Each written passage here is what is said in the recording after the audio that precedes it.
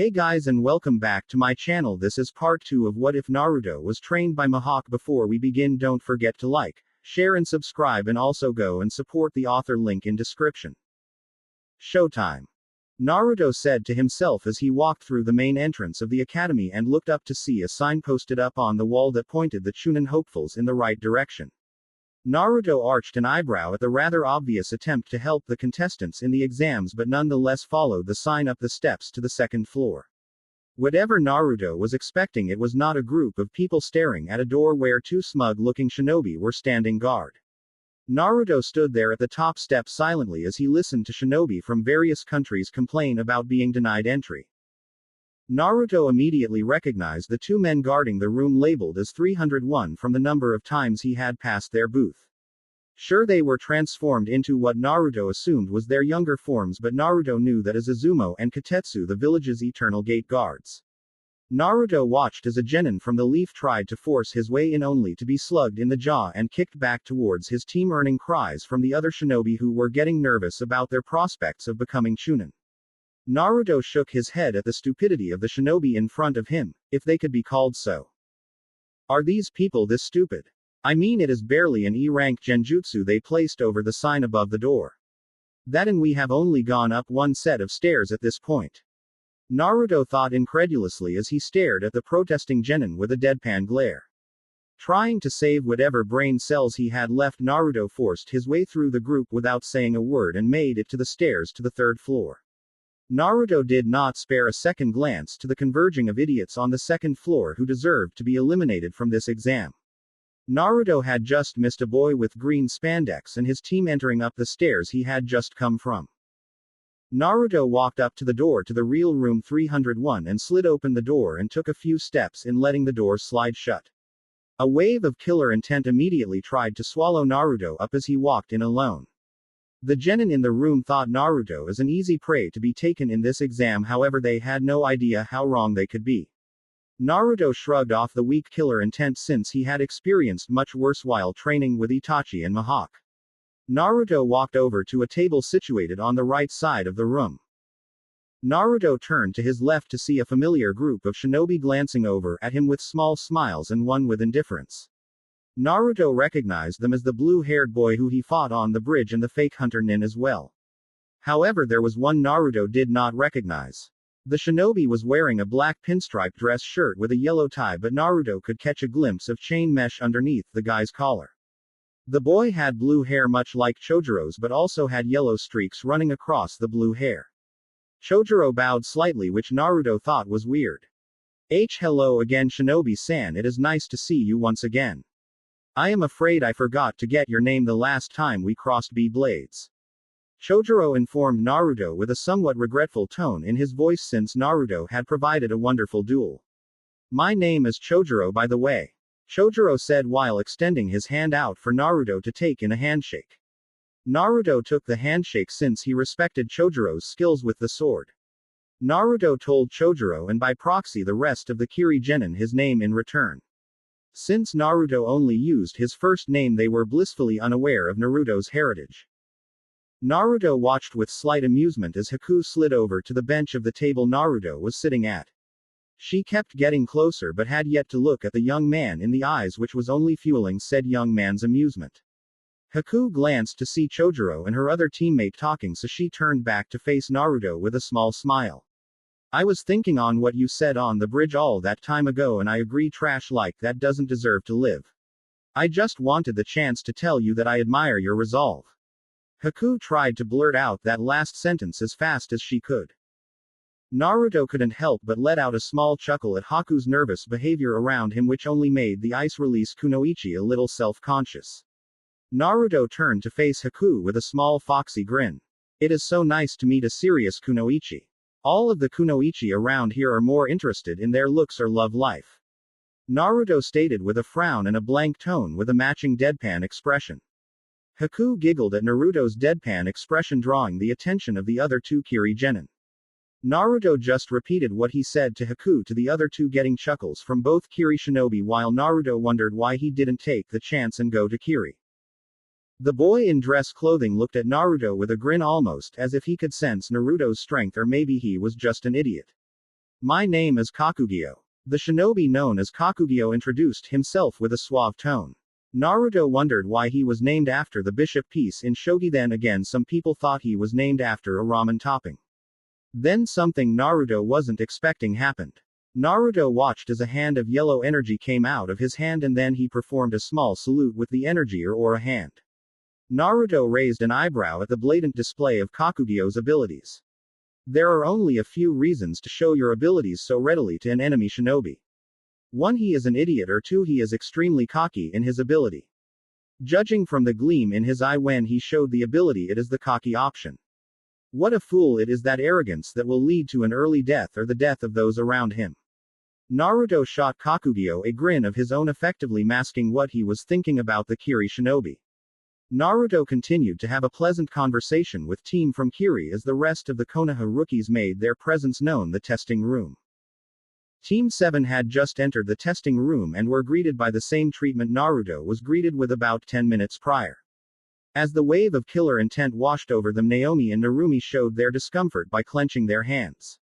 Sasuke felt his heartbeat pick up, and Sakura tried to shield herself from the malicious intent by using Sasuke's body as a buffer.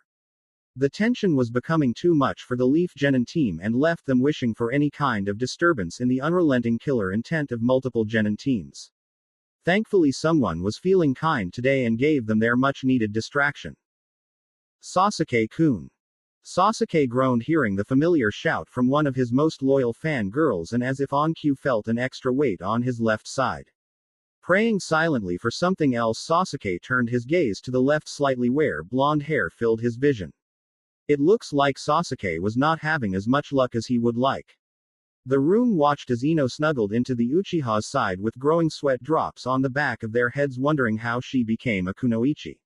A certain Pinkett had a large twitch on her brow ridge as she watched the Yamanaka heiress cozy up with her Sasuke. Ino pig. Sakura shouted at her rival and used her abnormal natural strength to pry Ino off of Sasuke like a leech. The two-leaf kunoichi, which was a stretch, were grinding their foreheads against the others and were shooting looks that could kill if such a thing was possible. Sasuke, who was hiding his embarrassment well, slid away from the fangirls. The room grew a second sweat drop and wondered if all Konoha kunoichi were fangirls. While all of this was happening, one leaf kunoichi with a hairstyle resembling a panda was looking away in embarrassment. Haku was nodding now, understanding completely what Naruto was telling her earlier. Troublesome. It looks like you guys got roped into competing in these exams as well. Shikamaru said lazily as he and Choji, who was eating from a bag of chips, joined Team 7 and their teammate. Narumi and Naomi let out a small sigh, seeing how even in one of the most important events in the world Shikamaru showed no enthusiasm. You know, Shikamaru, I think that you might actually die if you were to show some enthusiasm. Narumi said with a small smirk, earning a snicker from her sister and a roll of the eyes from said Nara. Narumi, though, did get a slight twitch when she heard Shikamaru mutter out something about troublesome blondes. Hey, it looks like you guys are taking the exams too. Not like you are going to win, right, Akamaru? Kiba said, nearly shouted in his usual brash style of doing things, earning a small yelp from his canine partner. Shino and Hinata walked up behind him at a much more subdued and quiet manner. Sasuke managed to distance himself from his arguing fangirls and smirked at the Inuzuka air. Of course we are. Like I would miss a chance to beat shinobi from all over the continent, dog breath. I will also be winning this whole thing. You don't stand a chance against an Uchiha mutt. Sasuke challenged arrogantly, serving to irritate the young Inuzuka, who wanted nothing more than to wipe away the Uchiha's signature smirk. Kiba clenched his hands around the wrists of his sweater as he restrained himself from attacking the Uchiha heir who had just insulted his pride. Hinata looked at her teammate with concern, since she never really liked conflict, especially when it was between comrades. Shino was just Shino. Watch it, Sasuke. It won't be like it was back in the academy, and even then you could just barely beat me. I have gotten better and your pretty little eyes just emerged, meaning you still suck. Kiba retorted with a smirk of his own as he pointed out the simple fact that Sasuke had just activated his Sharingan. Back in their academy days, Kiba was the only one who was able to challenge the Uchiha when it came down to taijutsu practice. Sasuke glared at Kiba, letting his single Tomo Sharingan roar to life, earning a growl from the feral-like shinobi. You know, being so loud usually puts a large target on your backs. That is something that is not recommended for anyone, but especially not for rookies. Oh, and I am Kabuto, by the way.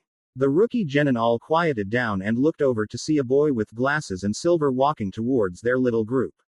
Taking heed to his word, the group of unaware genin took a look around and saw a number of shady-looking genin all glaring at their group.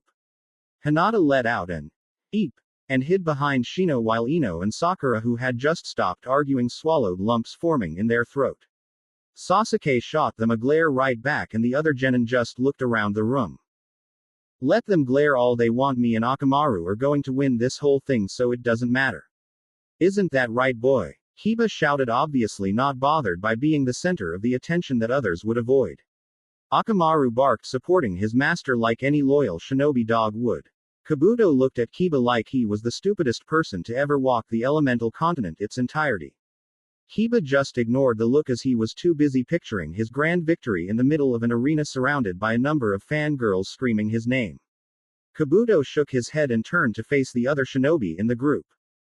Take it from someone who has taken these tests 7 times. These exams aren't easy, these even more so since all of the major hidden villages are competing. Kabuto warned them, sternly, getting nods from the genin. Except from Shikamaru, who narrowed his eyes, feeling like something was off about the silver-haired genin.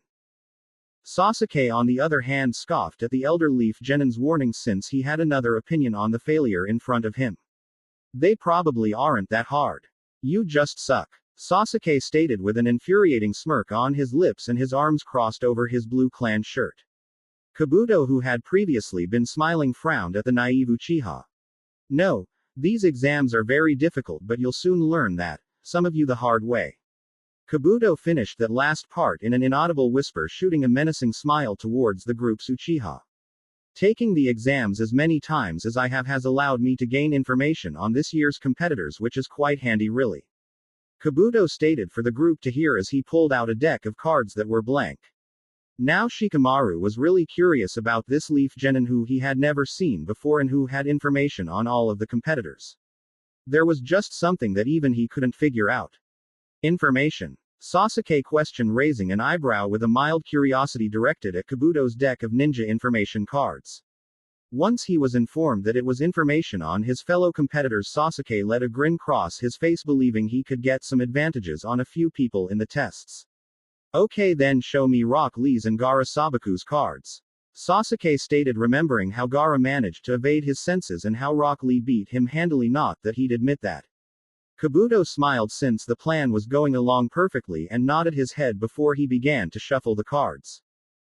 Placing a blank card on the floor, Kabuto put his middle and pointer fingers on the card and released a small pulse of chakra onto the surface of the card. The card spun slowly until the information on Rock Lee came to the surface of the card. Rock Lee has no capabilities in nin or gen jutsu due to a disease that has ruined his chakra coils. His taijutsu, though, is at the point where he could match a number of Chunin. Part of Konoha's Team 9, consisting of himself, Neji Hyuga, and Ten with his sensei being Maida Guy. Team 9 has done 42 D rank and 35 C rank missions. Kabuto read the card, allowing the genin to absorb the information before returning the card to his deck and shuffling. Kabuto pulled out a new card and channeled his chakra into that card as well, revealing the picture and information on Gaara Sabaku.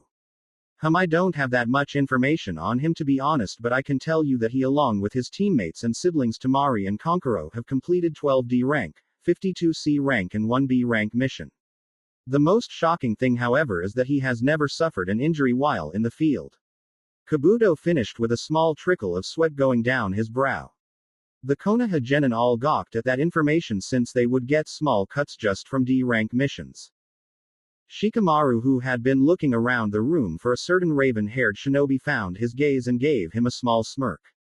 Naruto, who knew what he was about to do, just shrugged his shoulders indifferently to the idea. As troublesome as it is, can you give me information on Naruto? Shikamaru asked politely, remembering to avoid using Naruto's surname, effectively avoiding his wraith. Kabuto raised an eyebrow, confused as to why he didn't use the surname but searched through his deck. Narumi and Naomi glared at the shadow user for asking for information on their brother. Kabuto pulled out a card with Naruto's information on it. Here it is. Naruto. Naruto Namikaze Uzumaki.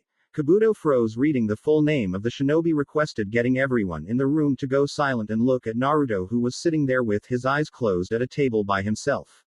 Shaking out of his surprise, Kabuto continued on reading. Naruto is the only son of the fourth Hokage and has part of his early life labeled as classified. He has shown no taijutsu but is always seen with a katana on his person. That being said, his kenjutsu skills are truly off the charts and he is said to use a style never seen before. Naruto and shown no abilities in nin or genjutsu. He rotates teams when going on missions of C rank or above. Naruto has completed 28 D rank, 16 C rank, 1 B rank and 1 A rank mission. Kabuto almost choked on his own saliva as he read out the last part on the card. Naruto has also only received light cuts during his missions, nothing serious. Kabuto relayed to the silent room, who were all staring at Naruto like he was an extraterrestrial. Naruto sat there unmoving, completely relaxed, as he let Kabuto reveal him to the room of Chunin hopefuls. All of that information is accessible in the records of Konoha. He has either planted a target on me or convinced a few teams to avoid me. Plus he has given them expectations of my skill set which I can shatter if need be. Thanks Shikamaru, you just made my job a lot easier.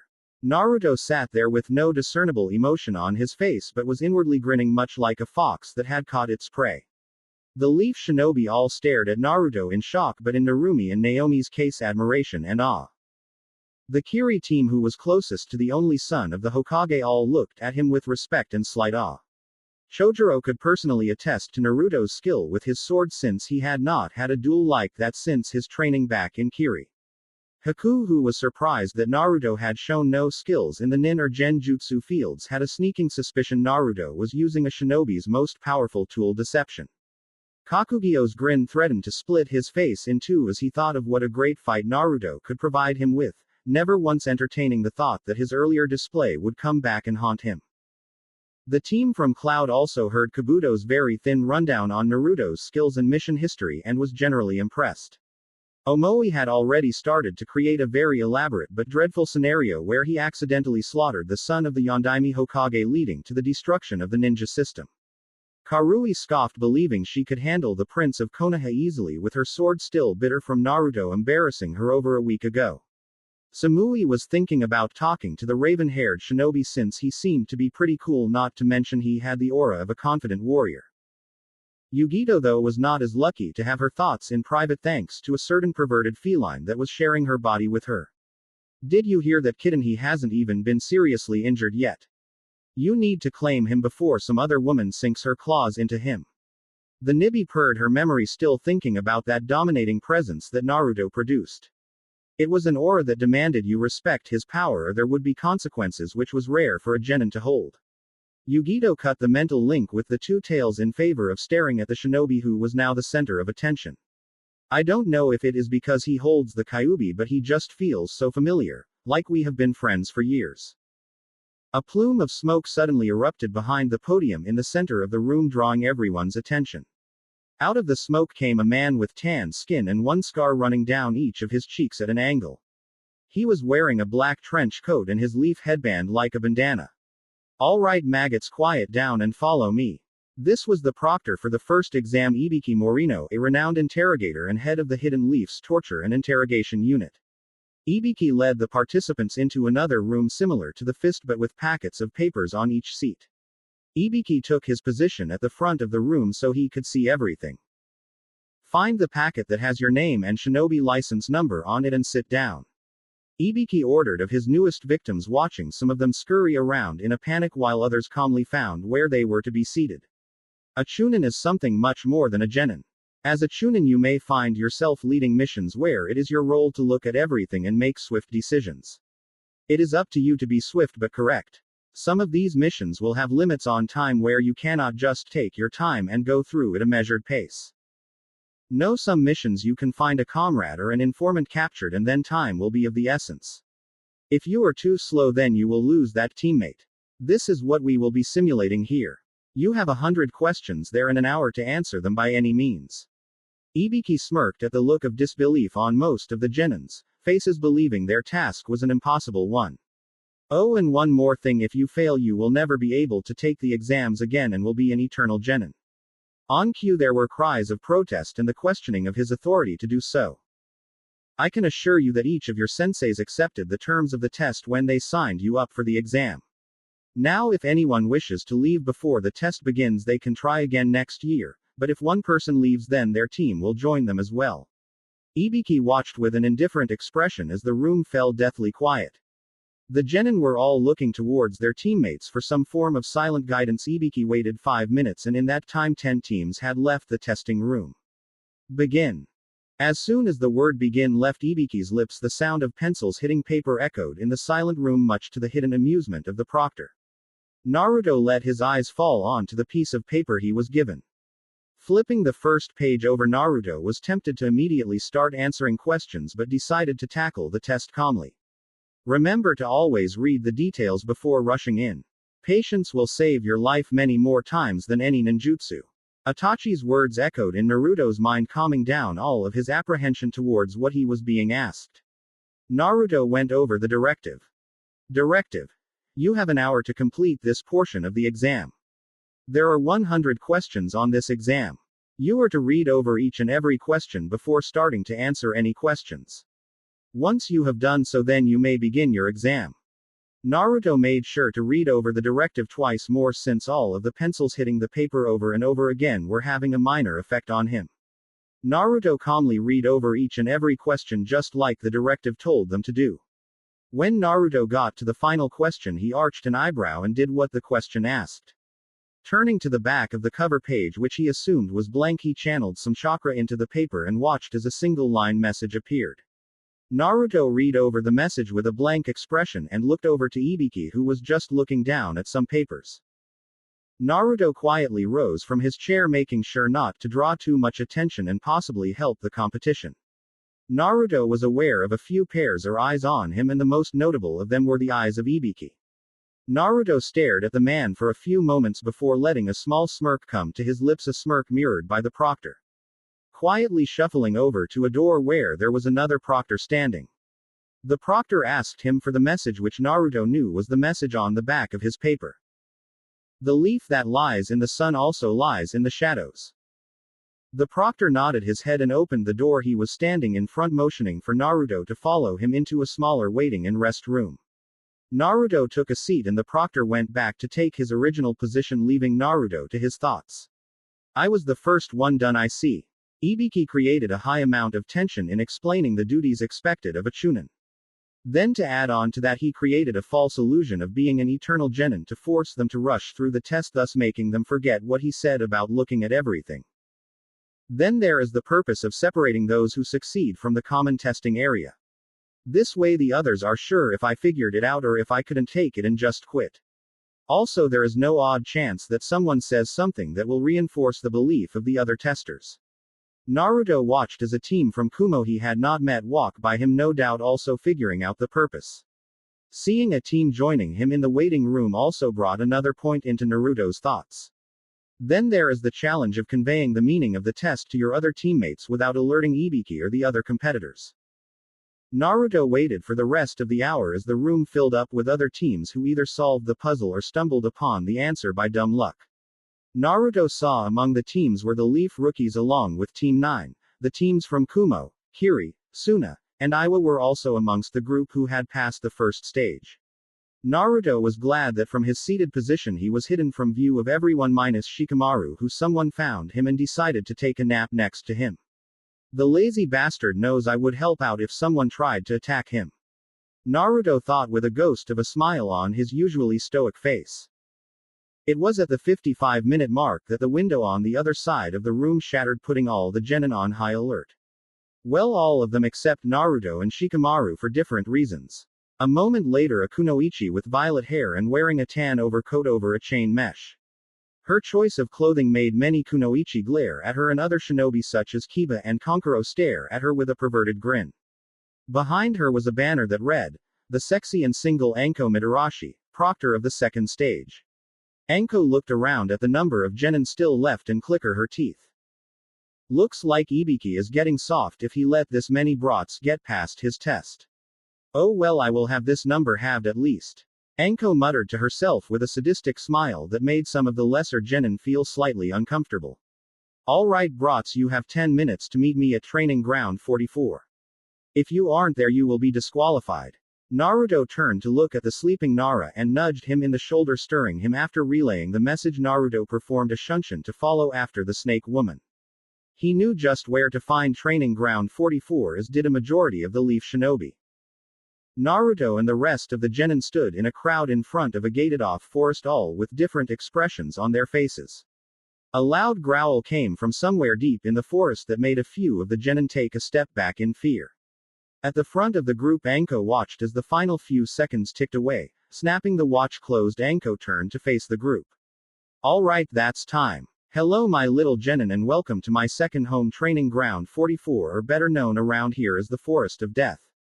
Anko projected her voice to make sure that all of the genin could hear her words. As soon as her little introduction ended, there was a shrill shriek coming from the forest as if it wanted to introduce itself to the little genin. This of course in scaring some of the genin to the point where a few thought their heart would pound right through their chest. Anko was smiling at their fear until she saw Naruto looking on unimpressed. Anko took out a kunai from her overcoat and tossed it with decent speed at Naruto, who decided if he should let it hit him. Naruto ultimately decided against it and leaned to his right slightly so that the kunai would miss him completely. Anko, who had already performed a shunshin to get behind the raven-haired shinobi, had to use another kunai to hold it at Naruto's throat. The other genin, who were too distracted by the threat of the forest, were looking at the proctor, who looked like she was about to kill Naruto. Does my home not meet your expectations? Anko whispered into Naruto's ear only so he could hear her words. To have some fun with the cool and calm genin, Anko pressed her assets against Naruto's back, her kunai inches from cutting into his skin.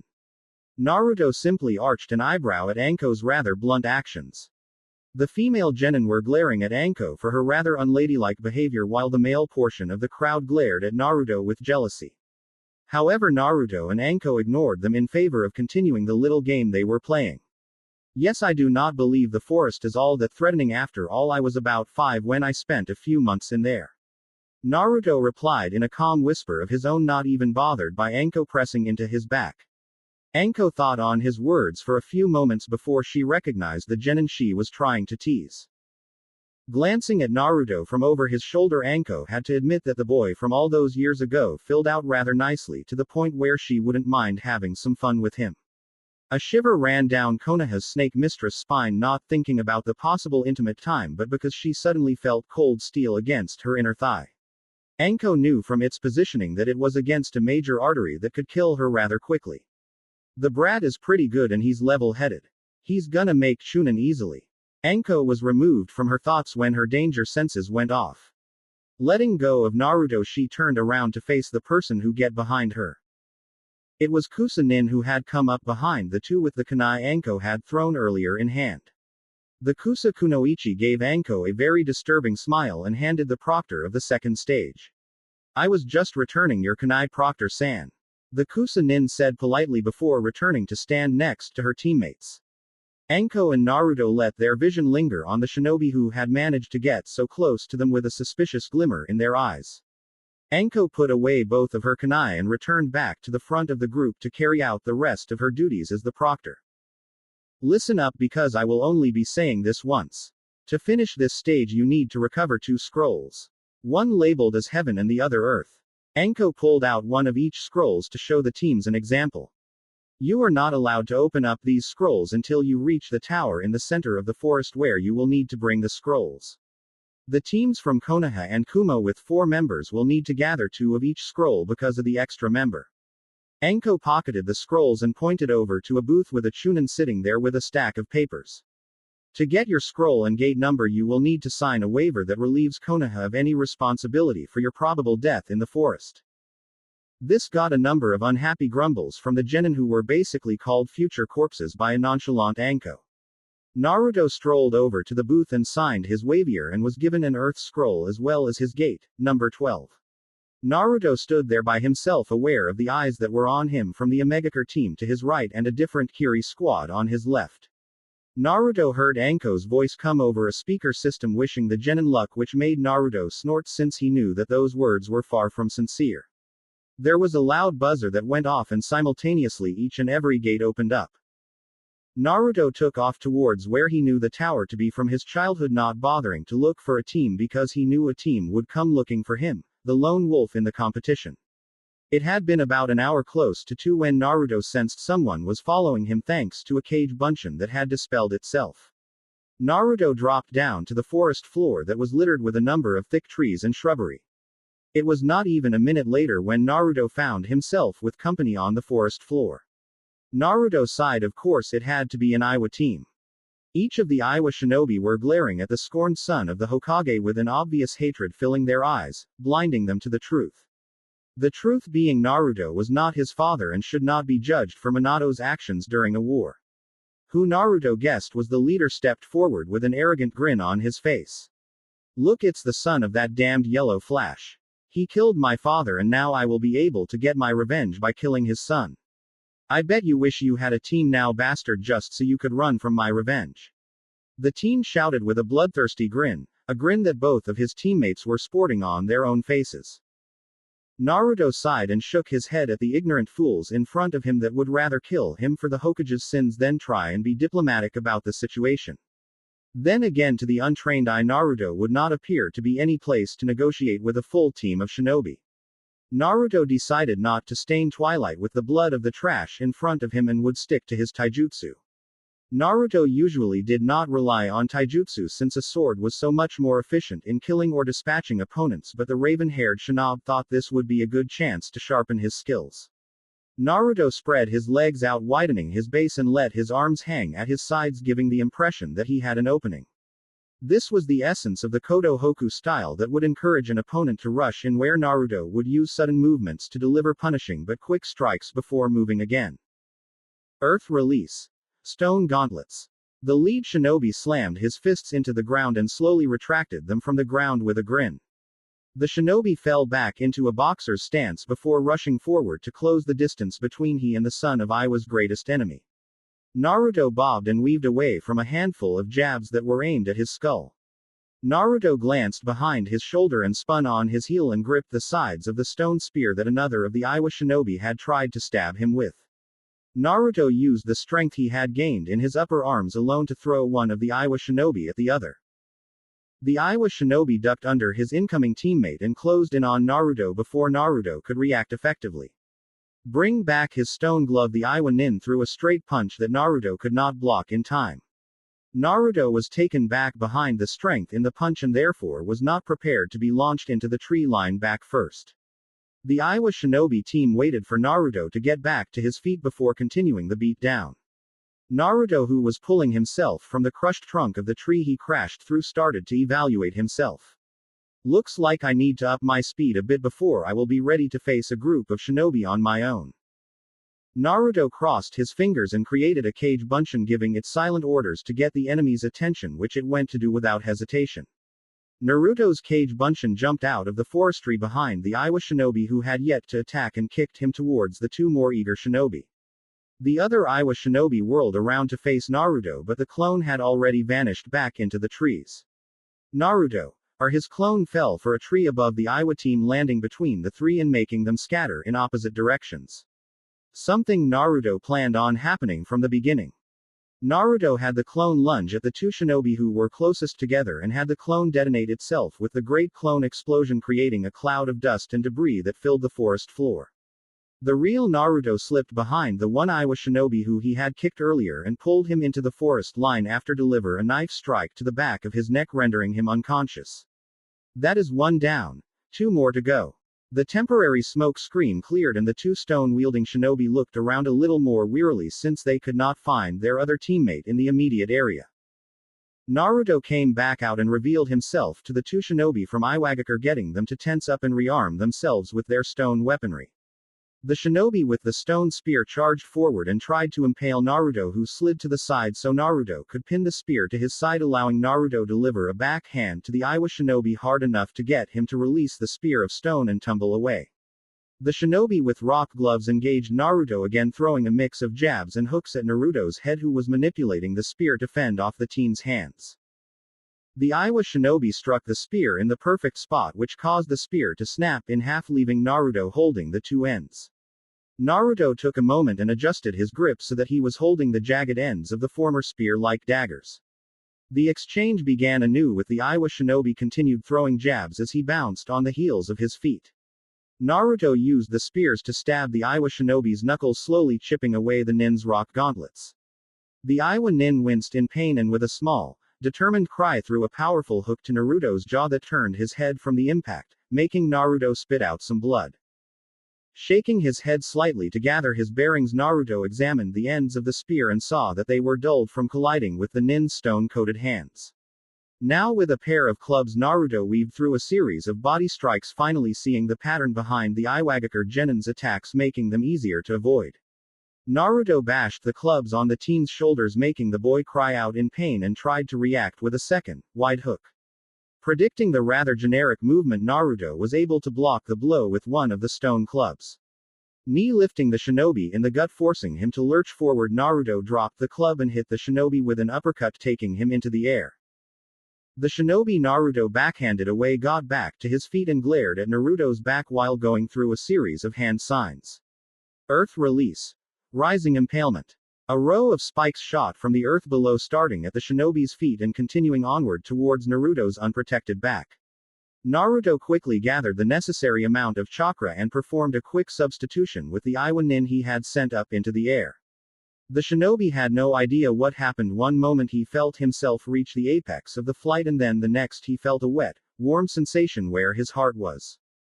The teammate who was holding the spear had a look of terror plastered on his face when he realized it was his teammate at the end of his spear instead of Naruto.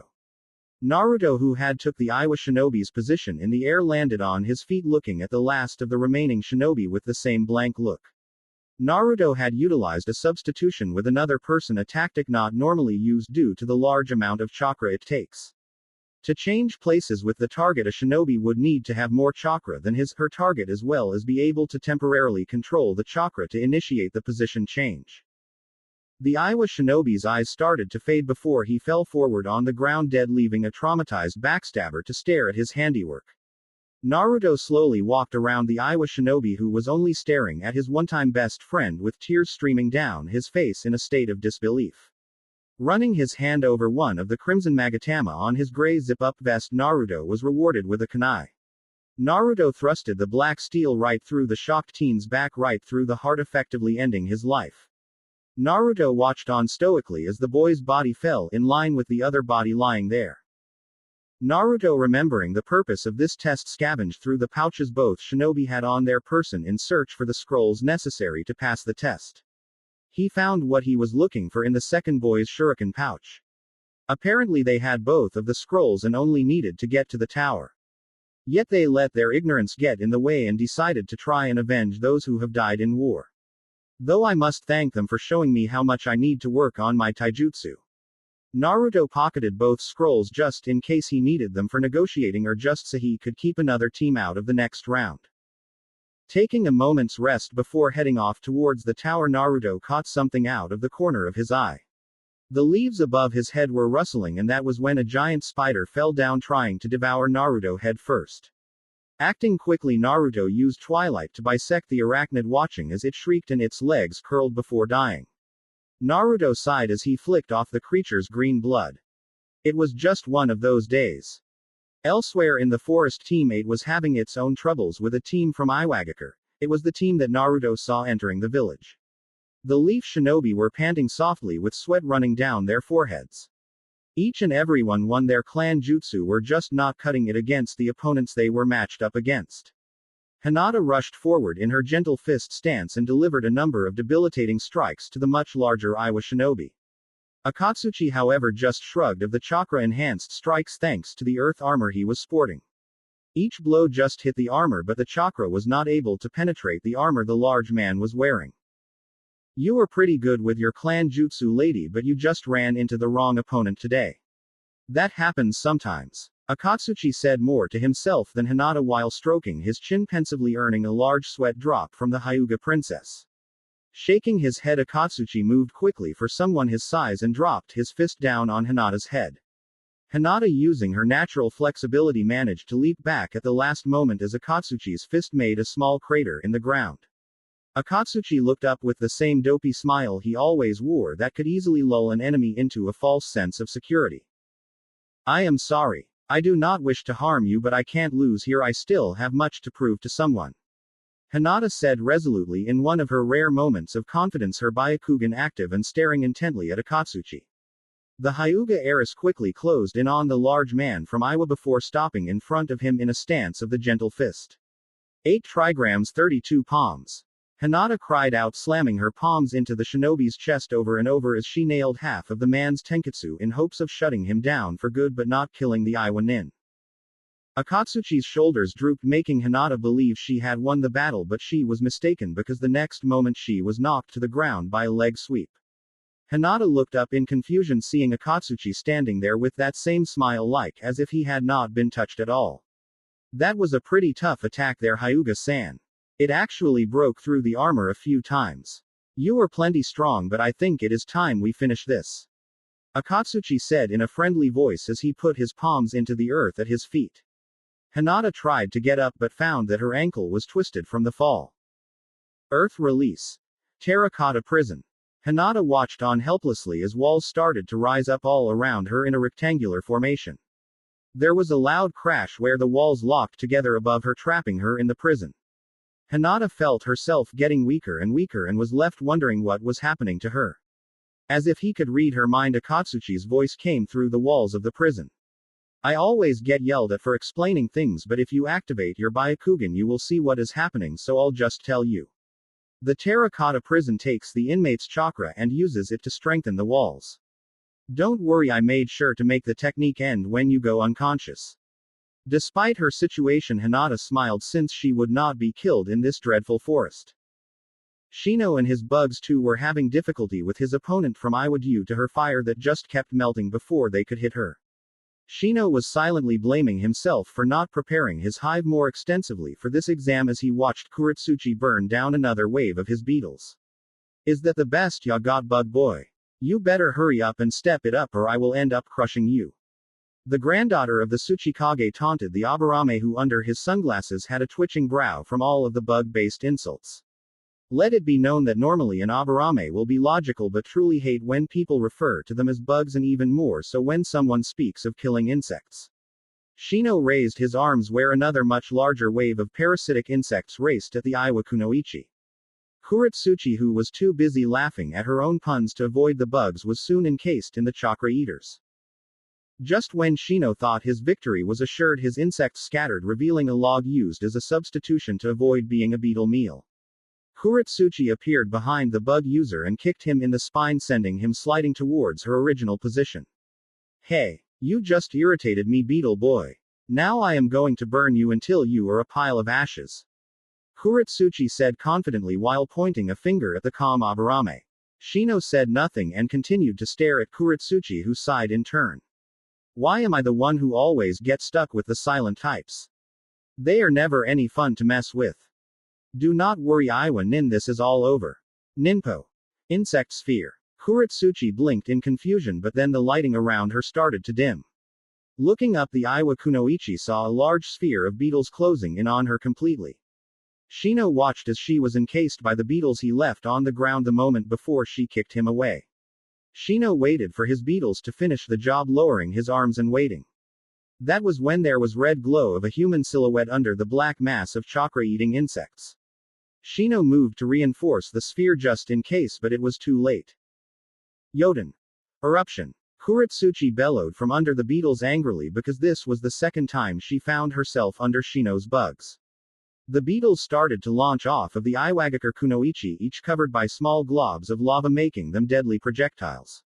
Shino did his best to avoid the flaming insects, however he was caught a few times from the loose hanging clothing on his body. Kuritsuchi, who was now free, looked absolutely livid with steam coming from her shoulders from her last technique, which only added onto the Eni visage. Okay, now I am really pissed, Aburame. It is time to finish you off so I can get away from all these damn bugs. Shino did not even notice Kuritsuchi preparing another jutsu. He was so preoccupied with dodging his insects-turned missiles, the numbers obviously coming back to bite him. Water release. Water trumpet. Kuritsuchi gather up water in her mouth and using her hand to shape the water jet, giving it the appearance of a trumpet, shot it towards Shino. Shino looked up at the last moment to see the powerful jet slam into his chest and blast him into a thick oak tree. The pressure continued, pinning him to the tree, his head whip lashing back and slamming into the solid bark, knocking the bug user unconscious. Kuritsuchi searched through Shino's coat and found her desired object, the Heaven Scroll. Kiba, like the rest of his team, was finding he had no luck with the diver helmet wearing Kunoichi from Iowa. The Inuzuka heir looked down to see the skin on his knuckles burnt quite badly, which confused him since he hadn't seen a jutsu being used. Kiba had only managed to land a few strikes on the Kunoichi, but they had done minimal to no damage. The ground around them was marked with craters from Kiba's and Akamaru's use of Gatsuga, which the Kunoichi avoided each time. Kiba looked over at his Ninken partner to see his white fur covered with dirt and scratches, but nothing too serious. Kiba shook his hands that had a continuous stinging sensation coming from them, which the young Inuzuka couldn't figure out the cause of. Looking back at the foreign Kunoichi, Kiba grinned at her despite the pain he was feeling. "I don't know why you wear that helmet. It hides your pretty, little face," Kiba said in what he thought was a smooth tone of voice, stating what he thought to be a fact. Akamaru let out a small groan, not believing his master would actually try to hit on someone in the middle of a battle. Poor little Akamaru. He probably should put Kiba on a leash. The Iwagakure Kunoichi did not show any positive reaction to Kiba's words. As matter of fact, she showed no reaction. The look on her beautiful face was one of complete and utter boredom. Obviously, Kiba was not providing any kind of excitement for her. "You're not my type. I would say sorry, but I'm really not," she said, getting an angry frown from Kiba as she looked up at the sky and thought. "No, there is nothing important about this mutt. Not like him."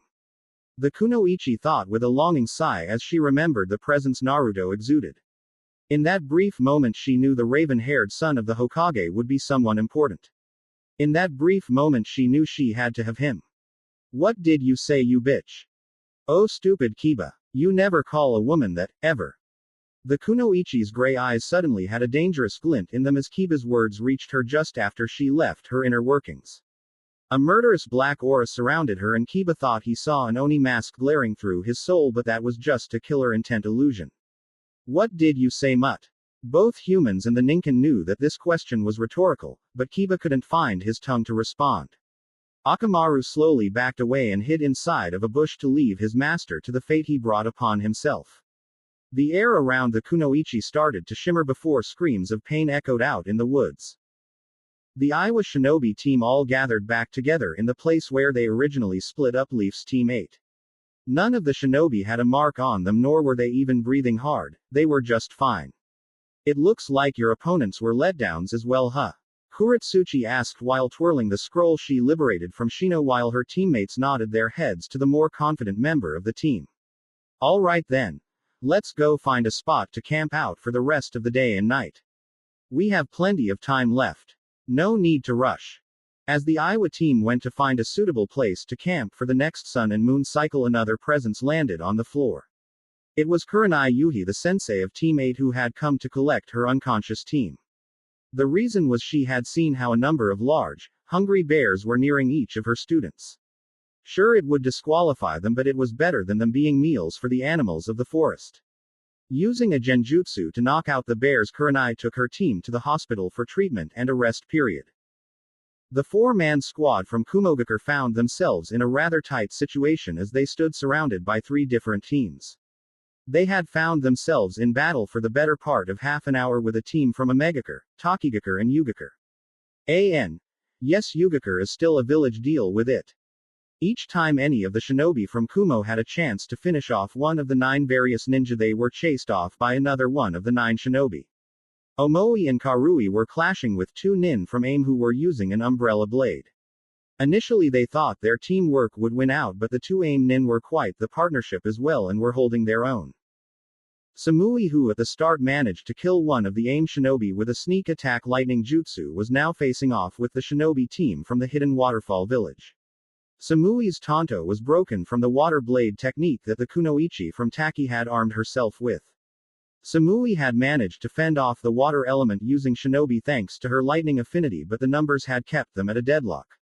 Yet if the fight continued as it was, Samui would surely lose because she was only one person, therefore one source of chakra, while they had three. Yugito was the one having the most trouble, however, because of the odd fighting styles each of the Yugakure shinobi had individually.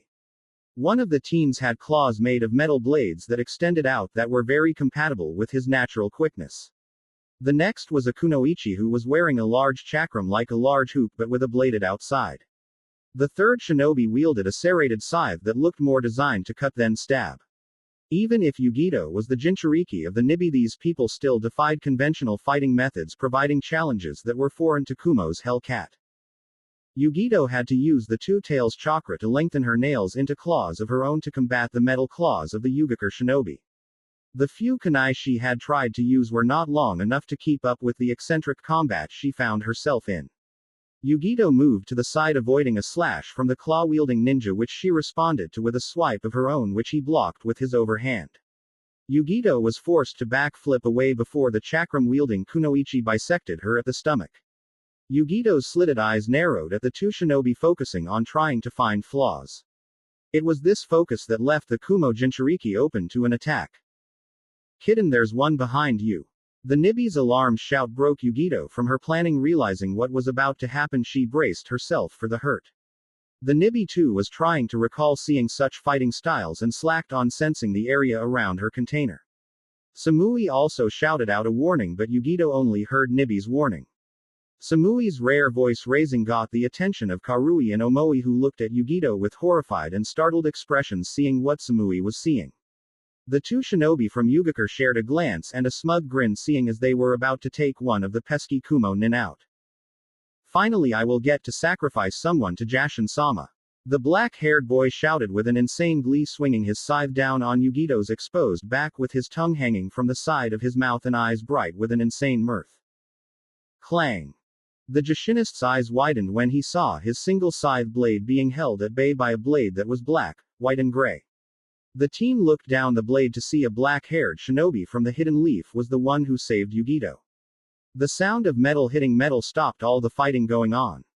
Each and every shinobi recognized who Naruto was thanks to Kabuto's information back before the first stage. Yugito and the Kumo nin were both shocked and immensely relived by Naruto's timely intervention. Naruto. Yugito whispered out, trying to validate what she was seeing as real.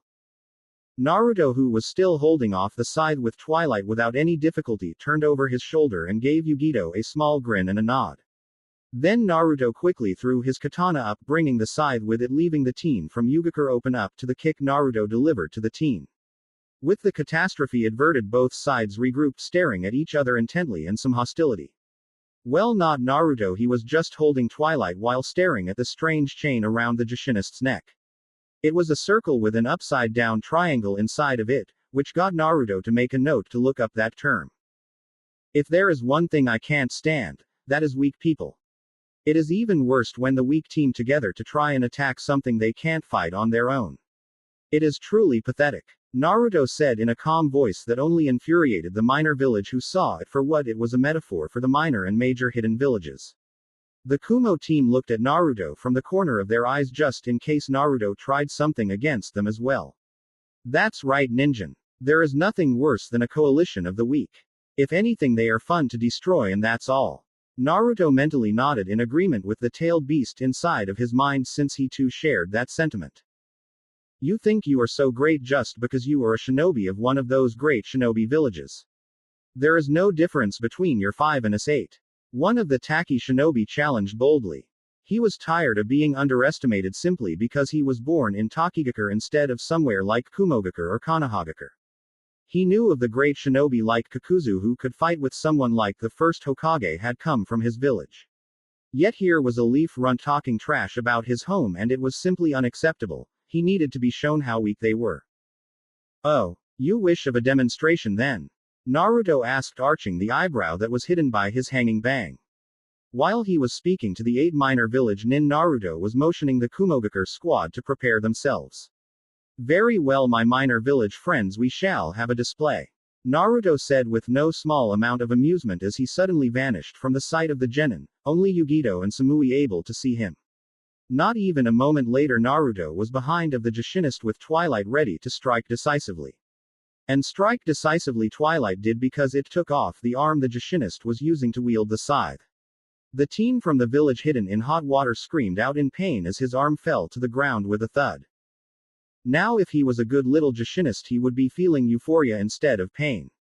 Bad Jushinist. Omoi and Karui quickly charged at the two AIM shinobi in hopes of catching them off guard, but they were able to block the swords with their umbrella blades because they were the furthest away from the now one-armed shinobi. Samui also followed her teammates by unleashing a lightning jutsu that sped across the forest floor and shocked one of Taki Nin, who was too busy gaping at the armless teen from Yugakure. Yugito had taken the opportunity presented and released a ball of flames that engulfed one of the two remaining Taki shinobi, killing the shinobi. Naruto nodded. In that one moment they were able to reduce their numbers 8 to 5. Shock is truly a powerful emotion, Naruto said, moving away from a claw slash from one of the Yugakure shinobi, moving back towards the Samui and Yugito who were reading for the next exchange. The kunoichi using the chakram was busy trying to bandage the major wound her teammate suffered from Naruto's demonstration. The one responsible merely shook his head because without the mystic palm technique the teen would die from blood loss, bandages just wouldn't cut it. Naruto glanced to his right and saw Samui was staring at the Taki kunoichi and Yugito was looking at the boy wearing claws. Looks like they have chosen their opponents. Ninpo. Raining grass shower. The two Omegakure shinobi threw their umbrellas into the air where they began to spin like a top. Picking up speed, the umbrellas began to throw off hundreds of little grass sanbon that all came down upon Omoi and Karui, who looked at each other and nodded their heads. Cloud style. Ultimate beheading. The two tanned ninja from Kumo shouted in unison as they slashed their swords hundreds of times in the span of the few moments it would have taken for the needles to fall. Soon the needles were all diced and cut into thin sections that fell harmlessly onto the ground. Before the AIM nin could catch their umbrella blades, Omoi and Karui raced forward, delivered a slash to their midsections, cutting them open and making them drop to their knees. Samui had her opponent on the back foot as well, thanks to the elemental advantage lightning had over water. Before, with her two teammates, the kunoichi managed to hold off the lightning user from Kumo, but now without the numbers the Taki Nin knew she was in a losing battle. Samui performed a number of hand signs and held her fingers like a sight that took aim at the enemy kunoichi. Lightning release. Shock cannon. A blast of electricity flew from Samui's outstretched hand and coursed through the Taki Nin, making her body spasm before it shut down on her. Yugito was clashing over and over with the shinobi from Yugakure, using her own chakra-infused nails as claws to combat the metal claws of the teen. Taking a slash, Yugito was forced back as the man used his slightly longer arms to keep the Kumo Jinchuriki at bay. The longer the confrontation stretched on, the more irritated Yugito was getting. Having enough of the game of cat and mouse, Yugito channeled some of the Nibi's chakra into her legs and vanished from the man's sight. Reappearing behind, Yugito clawed up his back and neck, cutting his skin deep before slamming her heel into the back of his head. The Kumo team regrouped and looked over to where Naruto was, only to find the other two shinobi from Yugakure lying on top each other, one dead and the other unconscious with an earth scroll sitting on top of the bodies. Samui looked at her teammates and shrugged, since it saved them some work. Cool. Naruto had just taken his leave from the Kumo team and his second battle in the Forest of Death when the central tower came into his view. Naruto let a satisfied smile come to his face at the sight of his goal. Naruto was only a few steps from the tower when something from the depths of the forest caught his attention. It was a sudden burst of energy that was cold and dark in its nature, so much so that it made Naruto falter in mid-stride so he could let his vision linger in the general area that the energy came from. Naruto briefly entertained the idea of investigating this negative energy's origins, but ultimately decided against it. Not my problem, but if it becomes my problem, then I will deal with it. Naruto assured himself before entering the tower and walking into the room that was coupled with his gate number. Naruto calmly walked into the room that was empty for the most part except for an inscription on the far wall. The inscription told of the ideas of heaven and earth as related to the body, yet there were sections from each part missing. Naruto glanced momentarily at the heaven and earth scrolls resting in his grip and tossed them to the floor, letting the scrolls unravel. Naruto saw the formula for a summoning on the scrolls before the room was filled with a cloud of smoke. Naruto, acting on instinct, reached behind him and drew Twilight, treating whatever that had been called as hostile. Naruto held his sword arm steady as he calmly waited for the smoke to clear away and the visibility to return. Eventually the smoke cleared and Naruto found himself looking at a leaf nin who was wearing sunglasses with red rims. The man was looking down at the tip of Naruto's katana, which was right at his Adam's apple. Naruto slowly lowered his katana before placing it where it was, on his back.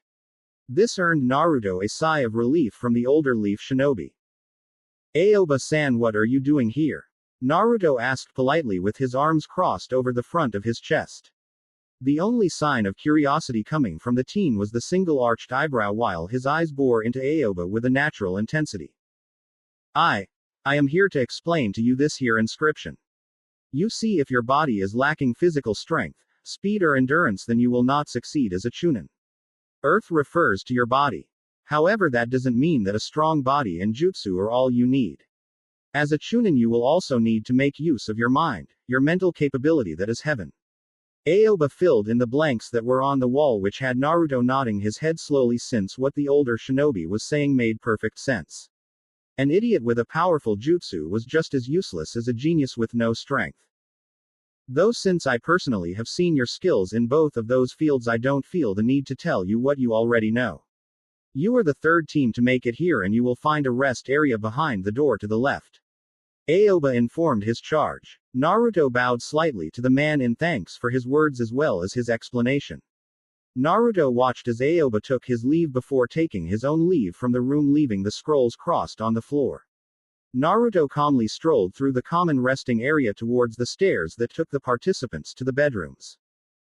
Naruto slowly walked past two of the shinobi hailing from Sunagakure, ignoring the boy in the cat bodysuit who looked as pale as a bed sheet and the girl with a fan who was currently muttering into her hand, probably insulting her brother. Naruto deduced that the problems were revolving around their Jinchuriki of a brother. Naruto was glad that his Biju was not mentally unstable, or else he would be sorely tempted to test the controlling abilities of the Sharingan. Maybe the spirit of the desert has an inferiority complex due to him being the fewest of the tailed beast. That is actually quite hysterical. Naruto wondered why the Kyuubi did not respond to his cynical comment, which the fox seemed to like.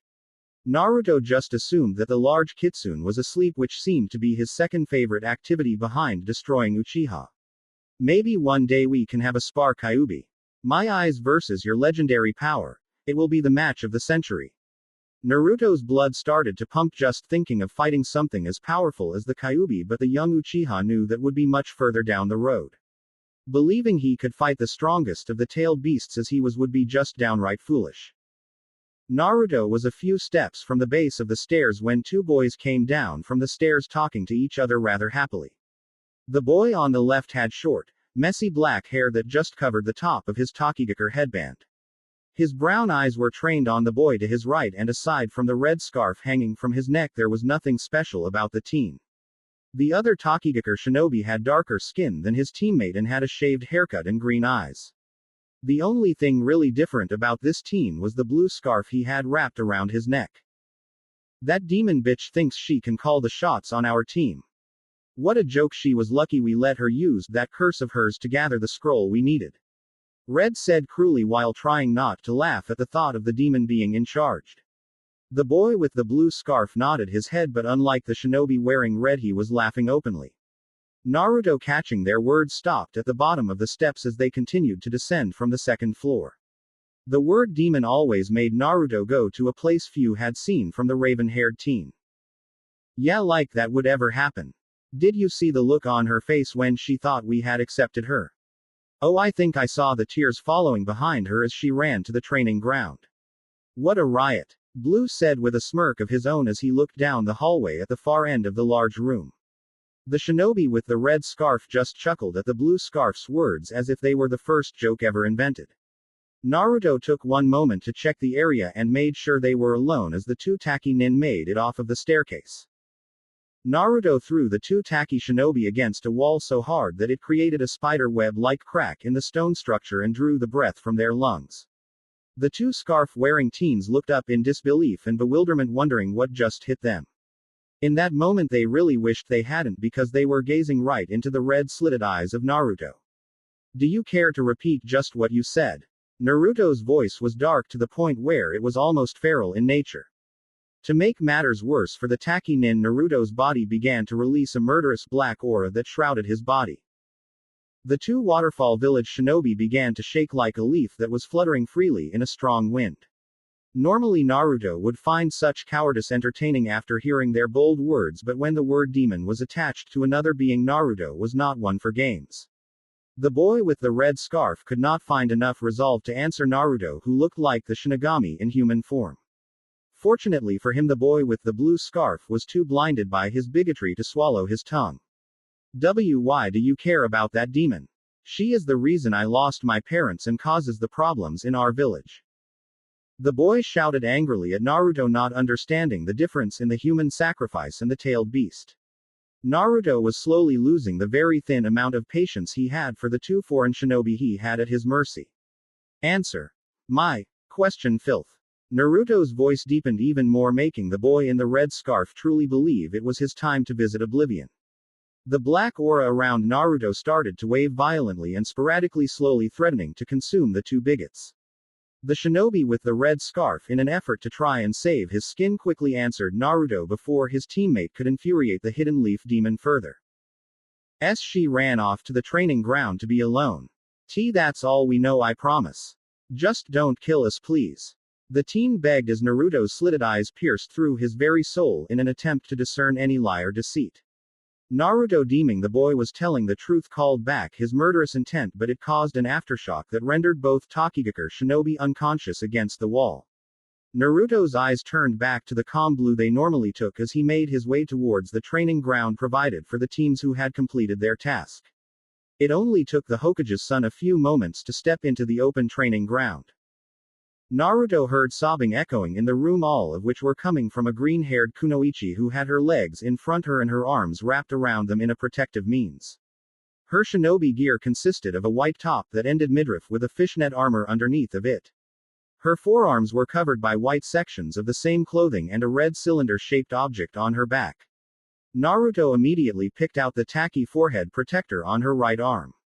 Naruto took a few calming breaths before he tried to talk to the distraught container, because the last thing he wanted was to come off threatening. Naruto slowly walked over to where the green-haired girl was crying and slowly lowered himself so he was sitting next to her. The girl had yet to realize Naruto was sitting there due to her emotional state, something which Naruto took notice of. To gain her attention, Naruto coughed once, which got her to pause her crying but not to look up from her knees. Go away. I'm not even doing anything to bother you. All I'm doing is being alone like the world seems to like it. The girl screamed at Naruto, though her voice was hoarse from all of the sobbing she was doing at the moment. Why would I want to leave you all alone? It looks like you could use some company to me. Naruto said calmly in the softest voice he could manage as he looked ahead. The girl's body tensed at hearing an unfamiliar voice so close to her. Looking up, curious as to who was so close to her, she saw Naruto's face and his blue eyes that were looking straight ahead. Naruto turned his head and his blue eyes locked with her orange eyes, where he flashed a small smile to the girl whose eyes were red from crying. I'm sure you know who I am by now, so may I ask for your name then, miss? The green-haired girl simply stared at the teen, who she knew was the son of the fourth Hokage, which would basically make him like a prince in Konoha. Why is he even speaking to someone like me? The girl asked herself as she remembered the brief moment her eyes met Naruto's, where she saw so much. To most people's, Naruto's eyes were cold and uncaring, but to her, someone who had been scorned her entire life, they were so warm and accepting. There was no malice in those blue eyes. It was those eyes that made her feel something she had long forsaken: hope. My name is Fu, but you shouldn't be talking to someone like me. I mean, you are the son of the fourth Hokage and all. Fu's voice was so low that if Naruto was not as close as he was, he would not have been able to hear Fu introduce herself to him.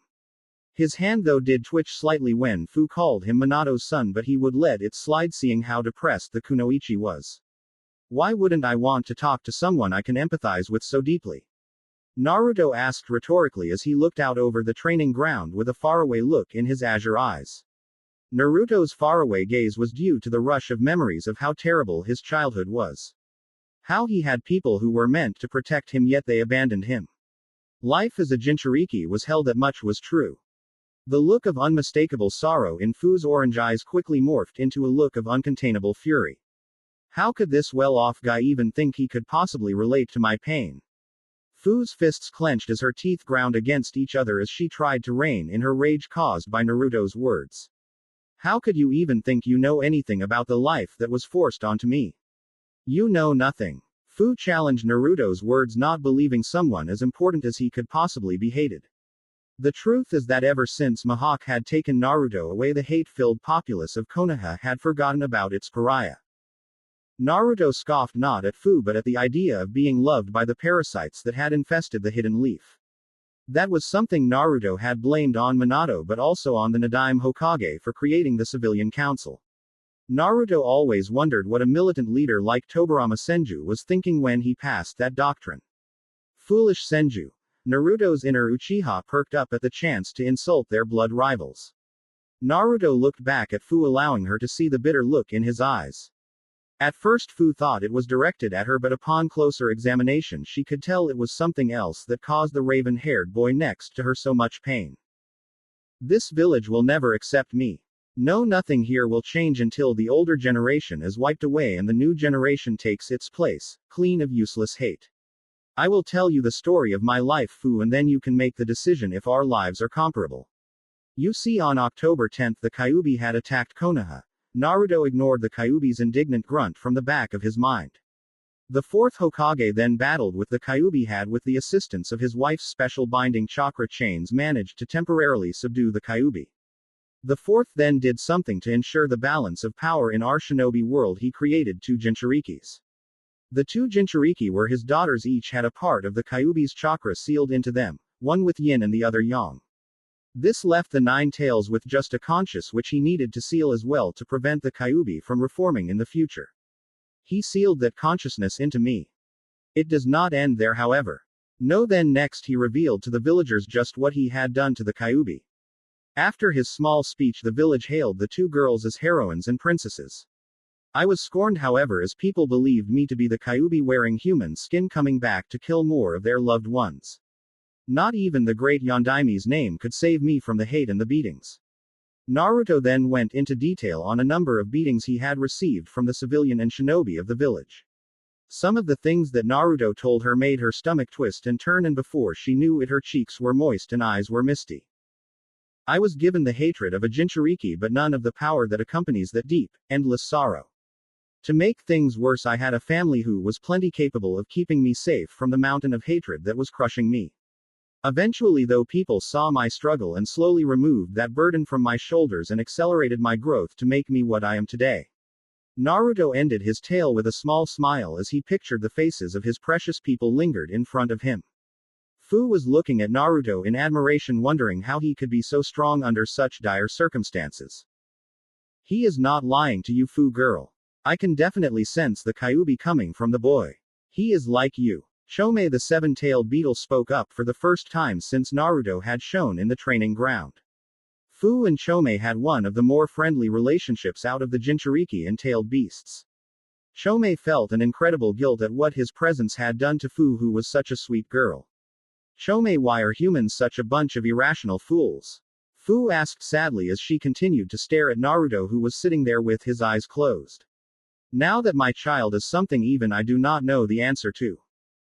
Naruto, calming his tumultuous emotions, opened his eyes and turned to look at the green-haired Kunoichi sitting next to him. Now then, Fu-chan, will you tell me your story? Naruto asked with a small smile. Fu's tanned cheeks sported a small blush at having been addressed in such a way that was foreign to her. Never had a boy her age called her that since their favorites were demon or demon whore. The only person to call her that was Shibuki, the village leader who was like an elder brother to her. Managing to kill the blush, Fu gave a small nod in response to Naruto's inquiry. Unlike Konohagakure, Takigakure is always in a battle to continue to fund things such as development and research units due to our minor village status. For that reason they trained me to become their weapon, to protect the citizens of the village. The very same citizens who would rather watch me burn than try to help me. My elder brother figure, Shibuki, can only do so much since he does not have that much political sway since he only recently took over as head of the village. Fu gave Naruto a small rundown of the domestic state of Taki, to which Naruto nodded slightly since the information seemed accurate enough. Since we don't have a large shinobi roster like the other hidden villages, the civilian side of the council agreed to have me try and master the Seven Tails chakra. To keep me in check, they usually keep a seal collar around my neck. I am forced to live in the great tree located at the center of the village away from the villagers. I live on a stipend I get from Shibuki that I can only spend at a few stores that don't have the sign of the beetle hanging from their doors. Fu's voice took a small hint of anger at the mention of the villagers of Taki, not that Naruto would admonish her for that. They then assigned me to a team for these Chunin exams since it would be a good way to show off some of Taki's strength and hopefully draw in more business.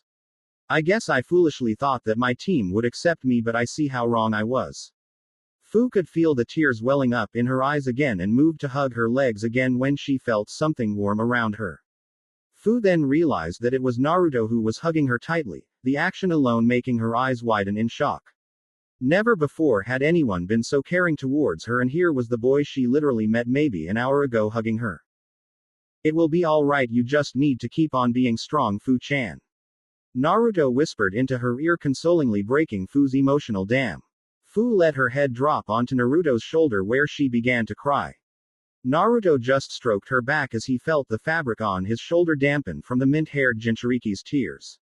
Naruto held Fu for around 10 minutes until Fu managed to gain back control over her tear ducts.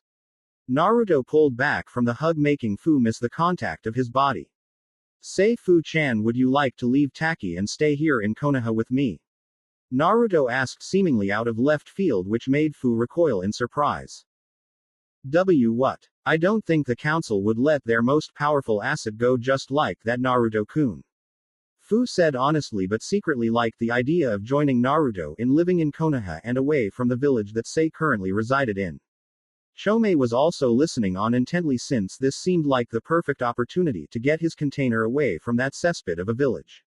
Naruto's smile slowly changed into a devious grin that spread across his face. To Fu it reminded her of a fox, to Chomei it reminded him of when the Kyuubi would actually indulge his prankster side. To both container and tailed beast they could only wonder what Naruto was planning in that head of his. Now don't you worry, you'll find out soon enough, Fu-chan, all in time. Naruto stood at the far end of the line of Chunin hopefuls that were all staring at one man, and that man was the fourth Hokage of the village hidden in the leaves. All of them except for Naruto, who was more entertained with the singe bang hanging over his eye. Rather than look at the man who was meant to be his father, Naruto pushed the bang from his face, showing his hidden leaf headband. I wish to congratulate all of you for making it through our forest of death while also being able to accomplish your objective. It is now that we will determine the draw for the final stage of the Chunin exams. A few of the more intelligent genin picked up the fact that the yellow flash had used the word draw to describe the final stage and pieced together what he meant. Normally we would have a round of preliminaries to lessen the number of combatants in the tournament, but considering the magnitude of these exams, all of the cage have agreed to hold the tournament over a 3-day time span where each cage from the major villages as well as the daimyos would attend to witness this generation's best. The fourth Hokage ended getting wide eyes from the genin who just realized how many powerful shinobi would be gathering in Konoha, aside from Naruto, that is, who just appeared bored. Anko walked up beside Minato holding a box with a hole in the lid big enough for a hand to fit through. When you are called you will come forth and draw a number that will slate you in a position for the tourney. The Hokage turned to Anko, who nodded her head showing she was ready to begin. Minato called out each genin who drew a number that Anko would relay to a man behind a monitor who was typing away furiously. Naruto slowly walked up when called and Minato gave him a smile just like he had Narumi and Naomi, but where they returned the gesture Naruto just walked past him and picked his number. Another handful of genin later and the bracket was filled out. Minato nodded his head telling the typist to reveal the tourney. Bracket 1. Neji Hyuga vs. Akatsuchi. Hin Dao vs. Yugito Ni. Rock Lee vs. Kuritsuchi. Gara Sabaku vs. Sakura Haruno. Bracket 2. Karui vs. Konuro Sabaku. 10-10 vs. Naomi Namikaze Uzumaki. Fu vs. Dosu Kinyuda. Kin Suchi vs. Yuna Nara. Day 1 intermission. Bracket 3. Zaku Abumi vs. Narumi Namikaze Uzumaki. Fenri vs. Choji Akamichi. Ino Yamanaka vs. Haku Yuki. Kakugyo vs. Samui. Bracket 4. Chojuro vs. Omoi. Tamari Sabaku vs. Shikamaru Nara. Shiku vs. Terra. Naruto Namikaze Uzumaki vs. Sasuke Uchiha. The genin all searched the giant monitor board for their name and who their opponent would be, and once they did, the genin all tried to identify who that opponent was. Sasuke found Naruto's apathetical gaze and smirked confidently at the Hokage's scorned son, who just looked on impassively. Hey Kyuubi, do you want to see me mess with an Uchiha? Naruto asked, full well knowing the answer he would get from the mass of chakra. Ninjin, there is nothing more that I like than seeing the suffering of an Uchiha. The Kyuubi was just about to take a nap, but he was now wide awake, not wanting to miss a chance to see an Uchiha's pain. Naruto nodded and closed his eyes and slowly opened them in a perfect replica of a look Itachi would always give him. Sasuke recognized the look from the face of his traitorous brother and growled as the curse on his neck spread slowly. Before Sasuke could attempt to harm his opponent, Kakashi appeared behind his pupil and placed a hand on his shoulder before body flickering away to seal off the curse mark. Naruto and the Kyuubi wore identical, amused grins that showcased their fangs quite menacingly. Chojuro, who at that moment spared a glance at Naruto, shivered as he mentally imaged one of his senseis grinning at him like that. Minato still had more to say, coughed loudly to grab back control of the room as well as to quell the quiet ruckus that had sprang to life. This tournament will begin here in Konoha in exactly 1 month's time. This will give you time to hone some of your skills as well as give the Kages and daimyos proper time to travel. You may stay here to train or return to your home village, but know this: if you are late, you are automatically disqualified, no matter how much potential you may have. Timing is essential in the shinobi world. Good luck to you all. With that, Minato had vanished in a yellow flash, leaving the genin who had not seen the technique in awe. He did that on purpose. Naruto groaned silently and walked away, clearly not impressed like the other genin that were not blood relatives of him. Naruto was aware of the few pairs of eyes that were on him as he left, but he paid them no mind. He was tired of being around so many people. He needed his solitude. Narumi and Naomi planned to follow them but were quickly confronted by Shikamaru, Ino and Choji, who asked them if they wanted to go and try to find Team 8. The sisters looked over to where Naruto was walking and found nothing. Sighing, they nodded their heads. Naruto walked down the streets with his hands buried inside the pockets of his zip-up vest, quickly closing in on his apartment. That was when a wonderful aroma invaded his nostrils that forced the young Uchiha to halt mid-stride. Turning to his left, Naruto looked upon one of his most favorite places in Konoha, Ichiraku Ramen. Naruto paused his journey and started to slowly approach the ramen restaurant. I guess I can treat myself before diving into the deep end with my training. Naruto walked past the hanging cloth that gave the stand some privacy and silently sat there as Chuki started to make some ramen. Naruto cleared his throat, gaining the ramen maker's attention. Chuki paused the making of his next batch of ramen and turned around, his polite smile already in place for the customer to feel more welcomed. Hello, how may? Oh Naruto, my boy, how are you doing? The old man asked his favorite customer who he hadn't seen in a while, to which Naruto gave him an apologetic smile. Well, I have been very busy as of late. Naruto started off, only to have a bowl of miso ramen slid across the counter. Naruto blinked and looked up questioningly, where he met Chuki already motioning for him to start eating. Naruto nodded with a grateful smile on his usually stoic face. Breaking open the chopsticks, Naruto uttered a quick thank you before he dug into his hot food. Naruto sighed in pleasure as he swallowed his first bite. So good. Dad, did I hear you say Naruto? A more feminine voice asked from in the kitchen section of the ramen stand. Soon the owner of the voice, Ayame, the ramen maker's daughter, emerged out of the kitchen. Her face lit up upon seeing Naruto sitting there in the stool. Wasting no time, she took off at a speed that would leave a Chunin green with envy and locked Naruto in a warm embrace. Thankfully, Naruto emptied his first bowl, so Ayame's rather sudden action only rattled the empty bowl. Naruto let out a small grunt but managed to keep himself perched atop the small stool despite Ayame's weight crashing against him. Ayame eventually released the young Uzumaki from her exuberant hug and stared at him expectantly. Where have you been, mister? Naruto's whole body screamed danger as he gulped down the lump in his throat. Ayame had a hand on her hip and a ladle in her other hand that, accompanied with the stern look on her face, reminded him of the older sister he saw her as. Naruto thought about escaping but knew that would only make the civilian girl even angrier than she was now. Naruto decided to bite the bullet and tell them the truth of what he had been doing. Naruto then went on to explain how he had been placed on his own team and had to take an influx of missions to fulfill the requirements needed to participate in the Chunin exams. Naruto then told them of what he had experienced during his last trip into the Forest of Death. Tsuki nodded his head since he had heard many things about a shinobi's way of life from idle chatter at his establishment. Ayame still looked doubtful but in the end relented, only giving Naruto a warning about what she would do if he disappeared ever again. By the end of the talk, Naruto had a newfound fear of cast iron pots. 2 days after Stage 2, Konoha. Look at all these insignificant worms smiling at me. Just their looks make me want to empty my stomach. Naruto said to himself as he ignored the smiling elders who would walk by him, and the few times they waved, Naruto directly frowned at them, to which they shrugged it off as a young man having a bad day. You should let me destroy them then, ninja. I won't devour them because they will leave a bad taste, but destroy, that I can do.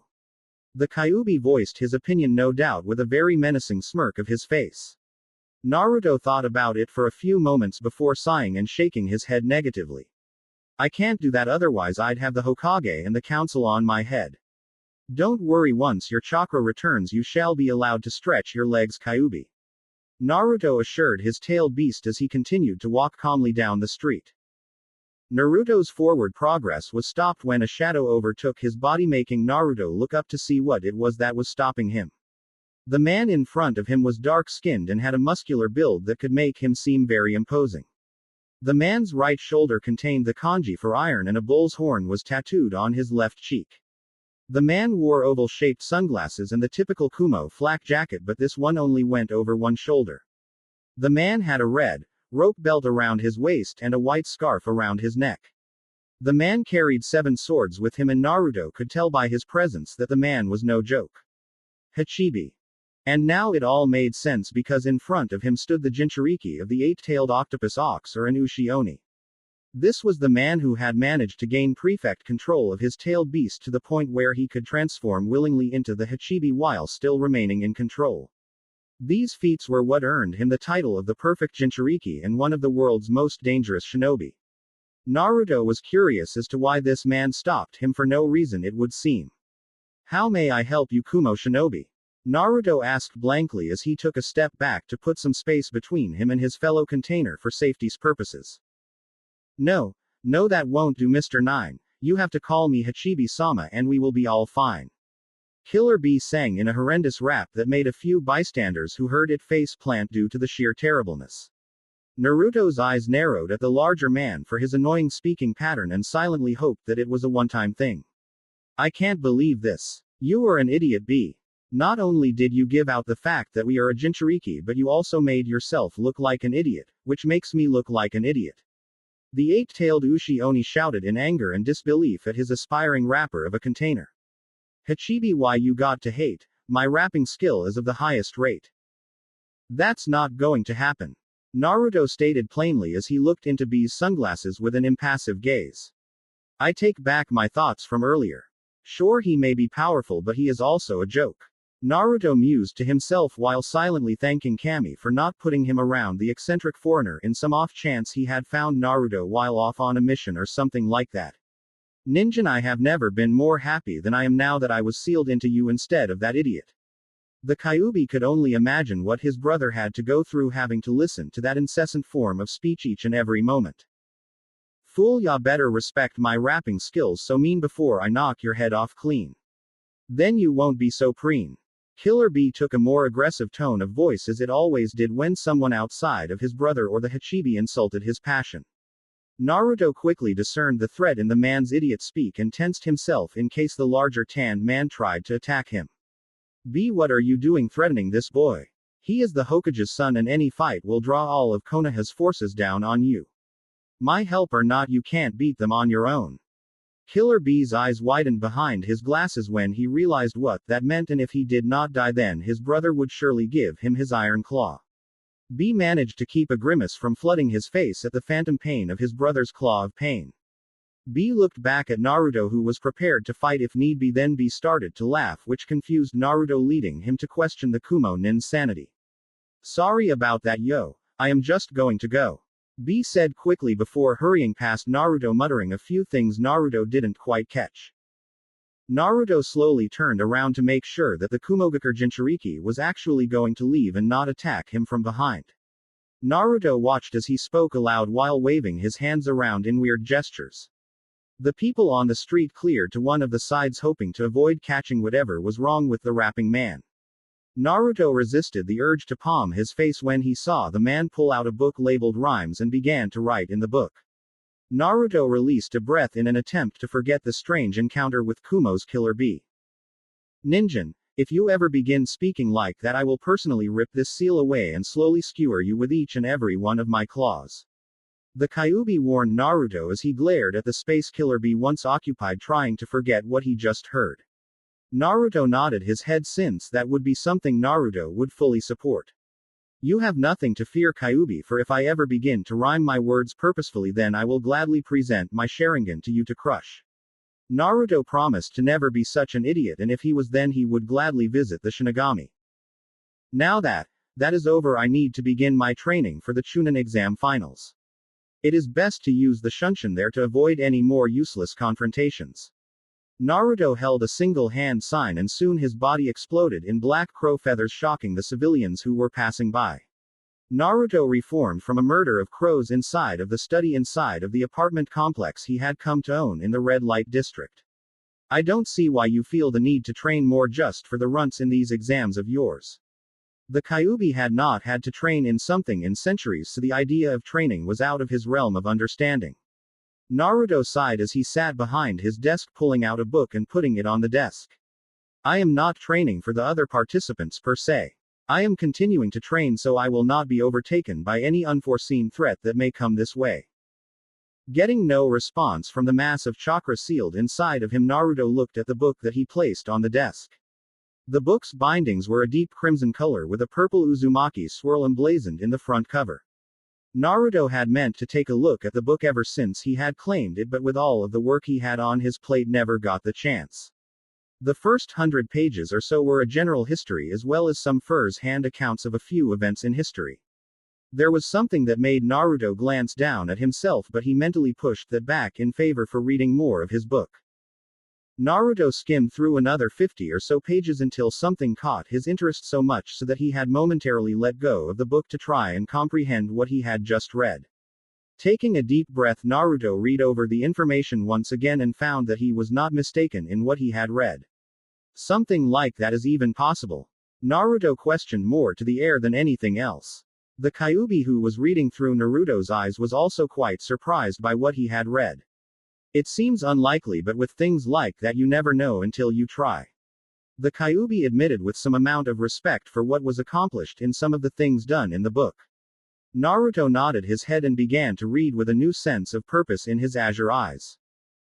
Near the borders of the land of fire and earth. What are we going to do about this, sensei? A man with charcoal black eyes asked while staring down at the piece of paper that was resting on the counter between the two cloaked figures. If the information on the paper was accurate, then what may happen could be very disconcerting, to say the least. I know you wanted to visit the Chunin exams to check on our student, but these reports, if true, are quite concerning. A sharp voice said before taking a sip from his cup of tea, getting a nod from the person next to him. The man's yellow eyes stared ahead at the road, which was now muddy with the rain. I agree, sensei. As much as I would like to see his progress since he has left our tutelage, we need to check on these rumors.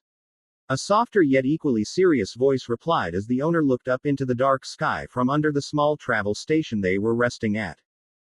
These two men who were sipping tea were two of Naruto's three senseis, Dracula, Mihawk and Itachi Uchiha. Both men were making their way back to Konoha with all intent on checking up on Naruto, but a certain piece of information altered those plans.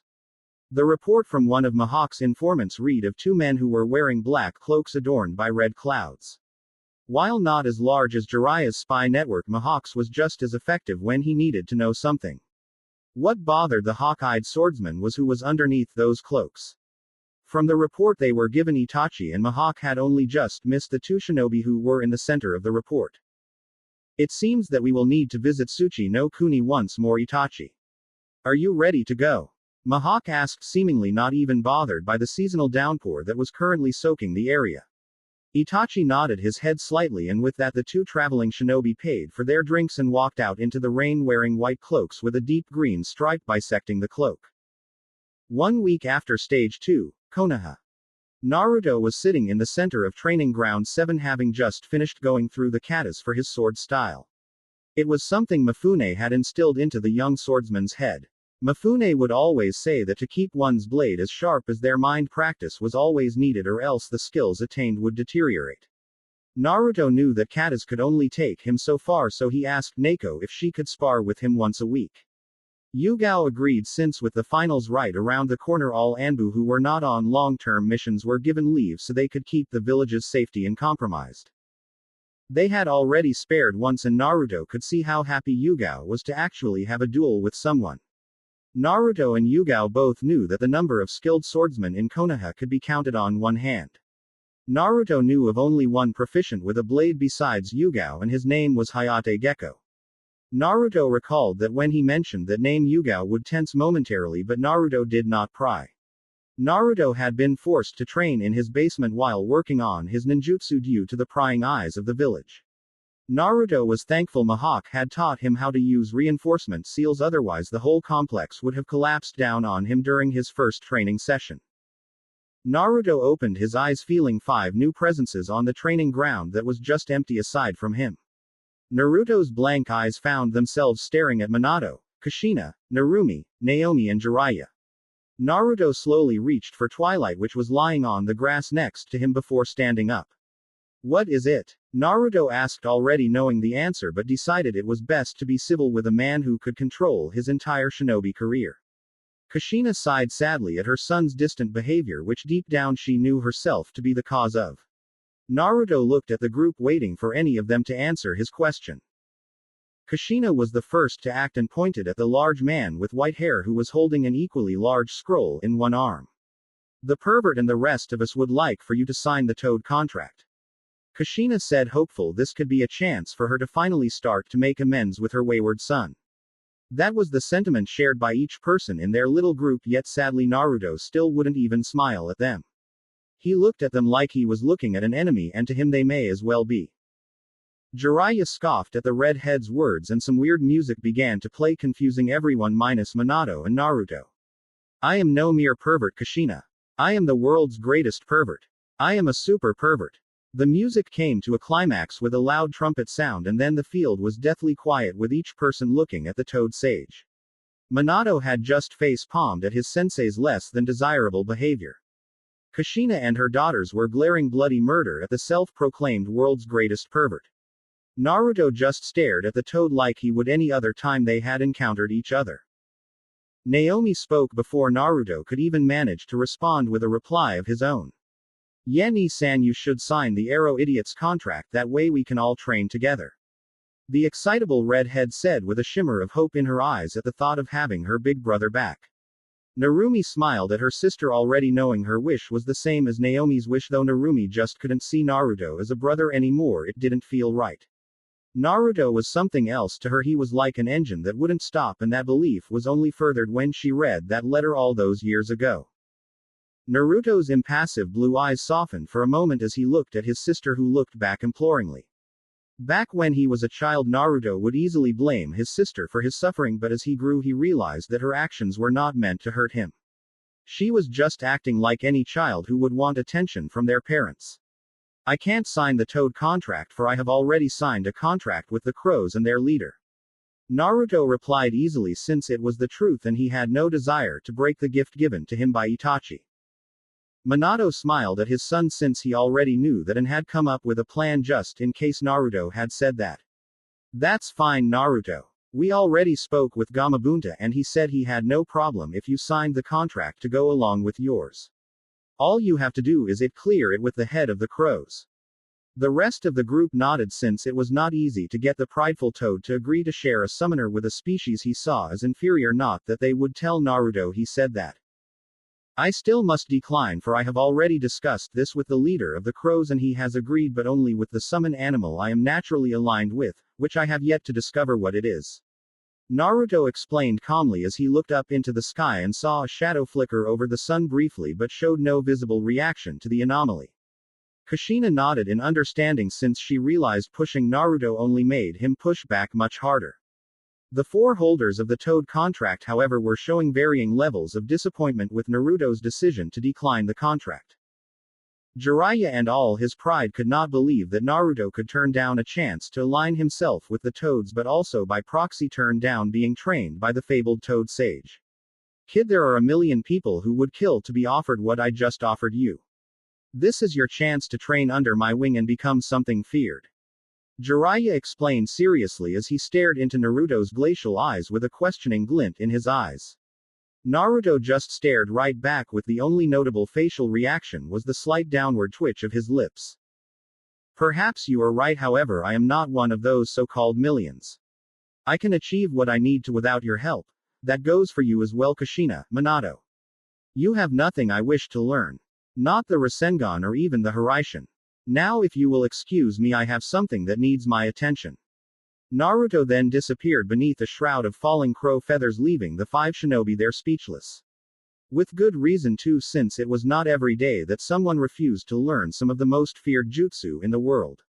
But Naruto was far from normal. Konoha Forest. Naruto opened his now Sharingan red eyes as he looked around the area he found himself transported to. Naruto knew this place to be Konoha Forest, which was the home of the crow summons. This place was only known to the crows as well as Naruto. Not even Itachi knew of this place because he had declined to train further with his summons, content with using them solely for his illusions. On Naruto's first visit, he questioned the crow patriarch why he was unable to deactivate his dojutsu. The head crow informed Naruto that the spiritual energy in the forest was so great that Naruto would find it impossible to deactivate his Sharingan. Naruto gazed out at the boundary that separated the forest of the crows and another forest, and the difference couldn't be any more prominent. The forest Naruto was looking at was lush and vibrant and overall bustling with life. Konoha, on the other hand, looked like a desolate land rather than a forest, but that was by design. The trees were nothing more than decaying bark structures devoid of life, while the dirt was a dark gray with no nutrients to support the trees. This marked the land and told other species to stay away. Naruto knew that the areas adjacent to Konoha Forest were what feed the crows. Naruto walked calmly deeper into the dead forest as the moon that always shone down on the forest illuminated his path. That was another curious thing about the forest, was that there was no daytime, just night. The moon was infused with more spiritual energy than was the sun, so it always illuminated the forest. Thanks to the great amounts of spiritual energy saturating the air, the forest was also kept warm by the essence of the energy. Basically, over time the forest adapted itself to have no need for the sun, something Naruto found fascinating. Naruto finally found what he was looking for: living trees in the dead woods. These trees were where the crows lived in the forest because unlike the other trees they were alive and certainly thriving. The crows, while not a very large clan in comparison to the other summons, but they were extremely close-knit to each other and their summoner. That was what Naruto valued the most, was their loyalty, something he had been deprived of during his childhood. There were a total of 20 living trees clustered in one area of Konoha Forest, each of which were unique thanks to the pigmentation of their leaves. These trees were not normal, however. Each tree was the size of Konoha's Hokage monument in both height and width. Naruto continued on towards the great tree that was in the center of the 20-tree cluster that was specialized thanks to its gray leaves. Naruto waved to a few of the smaller crows who had yet to learn how to speak while giving a few of the elder crows a respectful nod. Naruto walked into the tree that was hollowed out with stairs created for this very purpose. Naruto climbed up to the top where a rather large crow was perched high above the forest floor. The crow was wearing samurai armor from the Edo period that covered his wings and body. The armor was a deep blue, almost purple. This was the head of all crows, Shokai. You have called for me, Shokai-san? Naruto asked of his boss summon, calmly refusing to bow like he did every time he had visited the head of the murder. At first this led to a very tense situation, but Naruto cleared that up by saying being submissive did not equal respect, it showed fear. After then Naruto had earned the large crow's respect and was never asked to bow before him again. The crow opened his void black eyes and stared down his summoner, who to his credit showed no sign of discomfort from being examined so crucially. The crow flapped his wings once and let out an ear-rattling caw. Yes, I have, Naruto. I believe this is the right time for you to bond yourself with one of the young crows so that they may become your familiar in the future. The old crow's voice was a tad on the shrill side, yet still held a tremendous amount of power behind it. Naruto let his eyes widen momentarily in surprise but nodded his head. The first time Naruto was told of this process, Naruto questioned when he could perform it but was told that all would work itself out in time. For every year a human grows, we crows, shinobi crows, grow too, so your new partner will soon be able to assist you. Now there are a number of suitable candidates, you may choose. Fr. Shoke was cut off when the leaves above their heads started to rustle violently and a few weak caws were heard. Not a moment later a small crow came crashing in through the gray leaves, heading straight for a painful collision. Naruto's Sharingan quickly deciphered the path the crow was going to take and quickly leapt up and caught the crow against his torso. Shoke looked irritated at being interrupted by one of the young ones, but that look was erased by the look on Naruto's face. What is it, Naruto? The old crow's natural protective instinct soon took over the irritation. There is quite a deep gash on this young one's underbelly, Naruto said, and without looking up at Shoke, Naruto activated the mystic palm technique and began to close up the wound. Now, while not being a veterinarian, Naruto was able to close up wounds like this one without much of a problem. It just took longer than a trained professional. The crow opened its eyes when the pain subsided and looked up to see Naruto smiling at her. There you are, little one. All better now, Naruto said, smiling as he gave the crow her chance to fly off, but to Naruto's surprise she just hopped onto his head and sat there in his black locks. Naruto looked up with a smile and gently ran one of his fingers along the top of the crow's head, gently earning a happy caw from her. I think I have found the one I would like to create a bond with, Naruto informed Shoke with a smile as the crow jumped down and perched herself on Naruto's left shoulder. Shoke nodded with a small smile as he looked at the two interact with each other. Shoke recognized the red stripe on the young crow's bottom beak as the mark of one of the great warrior clans. Her father was the last of the subsection of the clan that retired from the active army and settled down with a non-combative crow. This was their daughter, who Shoke knew would reach great places with the right partner, and hopefully Naruto was that partner. Okay, Naruto, that is fine. To complete the soul link, the young one on your arm must ingest a drop of your blood. The spiritual essence in your blood will then link your two souls. The bond will only break in the event that one of you should perish. Naruto nodded his head and bit down on his thumb hard enough to break his skin. Naruto positioned his thumb over the crow's mouth, allowing her to drink his blood. The Kyuubi quickly healed the wound, and Naruto felt the tip of one of Shoke's wing on his head and the tip of the other in the young crow. Secret Crow Art. Soul Link. Naruto felt that something inside of him was reaching out for something to connect to, and when he thought it wouldn't work, he felt a surge go through his body. So this is what it feels like to be linked. Naruto heard a feminine voice from his side and turned to look at the crow with a raised eyebrow. The crow looked right back at Naruto with her own black eyes before Naruto finally spoke. You can talk? Naruto asked curiously, since only moments ago all he could hear from her caws like any other crow. His question seemed to amuse his new familiar, if her giggling was any indication. Of course I can. I have always been able to, but only other crows and those we have been linked with can understand us. My name is Susei, by the way, Naruto. Naruto was about to reply when he saw something that made him pause in his tracks. Susei's previously empty black eyes changed to a burning red, and slowly 3 tomo filled each eye. Naruto blinked a few times, as did Susei, who saw her eyes reflected in Naruto's headband. Needless to say, neither Naruto nor Susei knew what was going on or why she now had the Sharingan. Also, it seems like the blood from your body has changed, Susei, as well. How interesting. Since Itachi had never linked with a crow, this is the first time a link had been formed at all, especially with a shinobi with a Kekkei Genkai. Naruto paused and analyzed the situation as well, and that was the best and only explanation that even made sense. Now then, why don't you two go back to Konoha and get acquainted with each other? Off you go, Shu. Then came the simultaneous reply of Naruto and Susei. Stupid bag of feathers. As they were brought back to Konoha, the old crow broke into a fit of laughter. They are perfect for each other. Konoha. Day of the final stage. A pair of bleary blue eyes opened reluctantly as slumber was ripped away from their owner.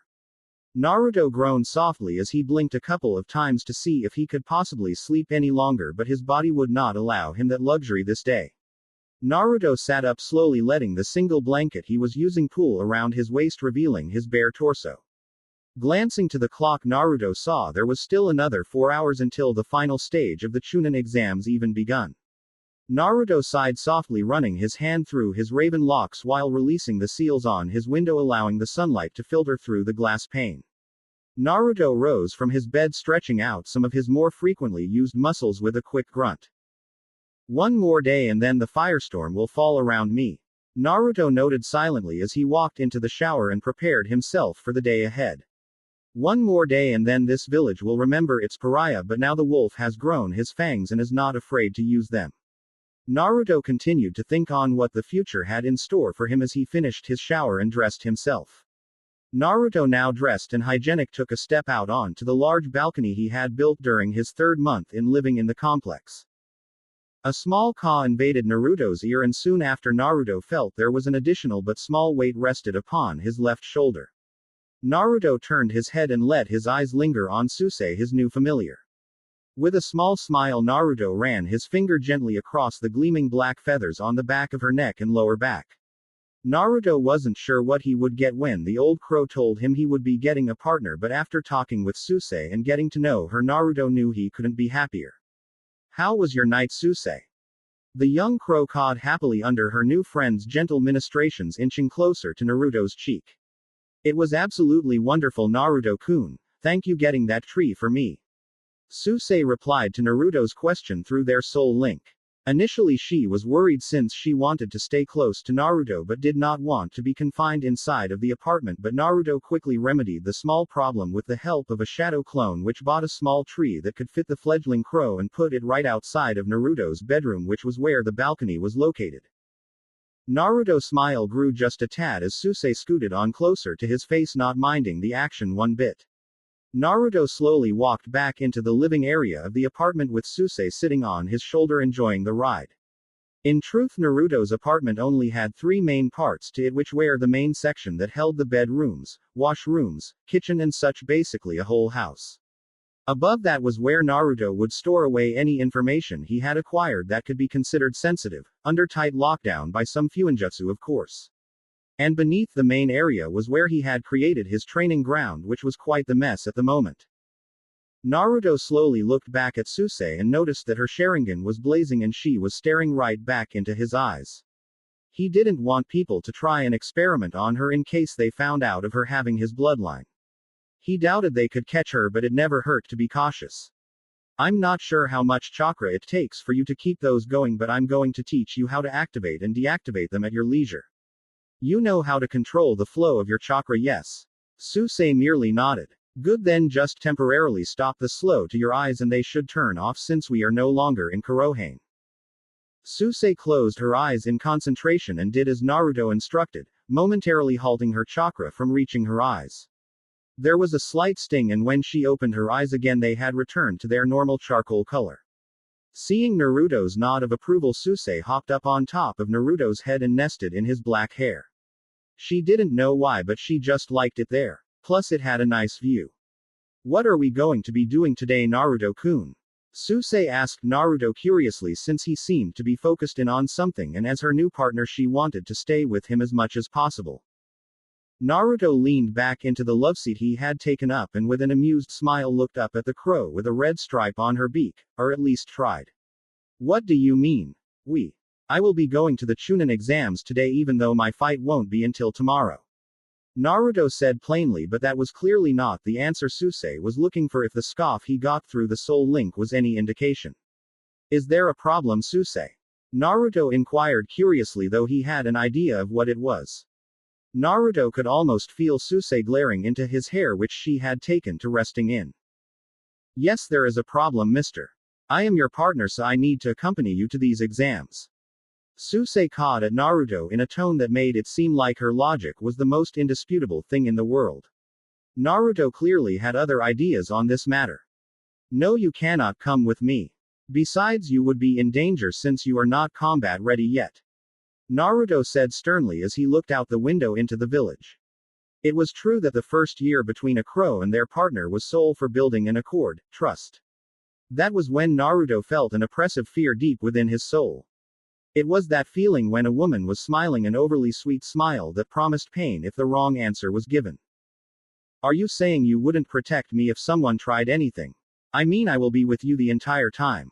The tone she used was very dangerous and Naruto knew it, but fear would not have an influence on his feelings. Susei too felt it through the link that Naruto would keep her from harm from anyone who attempted to harm her, especially with how they shared their similar pasts. Susei bobbed her head in approval of Naruto's feelings since it just showed how right she was. See, that is exactly what I thought. It is settled, I am coming with you, Naruto-kun. Naruto sighed softly and rubbed his temples, not because of Susei's triumphant cawing but the irritation of working with a female crow. Tiresome female. Naruto muttered softly, thinking Susei would not hear him over her celebration, but he was wrong. Susei, who did hear him, narrowed her eyes before starting to peck viscously at his head while pulling out small strands of hair. Naruto's eyes widened in pain and he quickly sprung to his feet, uttering random profanities from the pain until Susei decided he had enough punishment.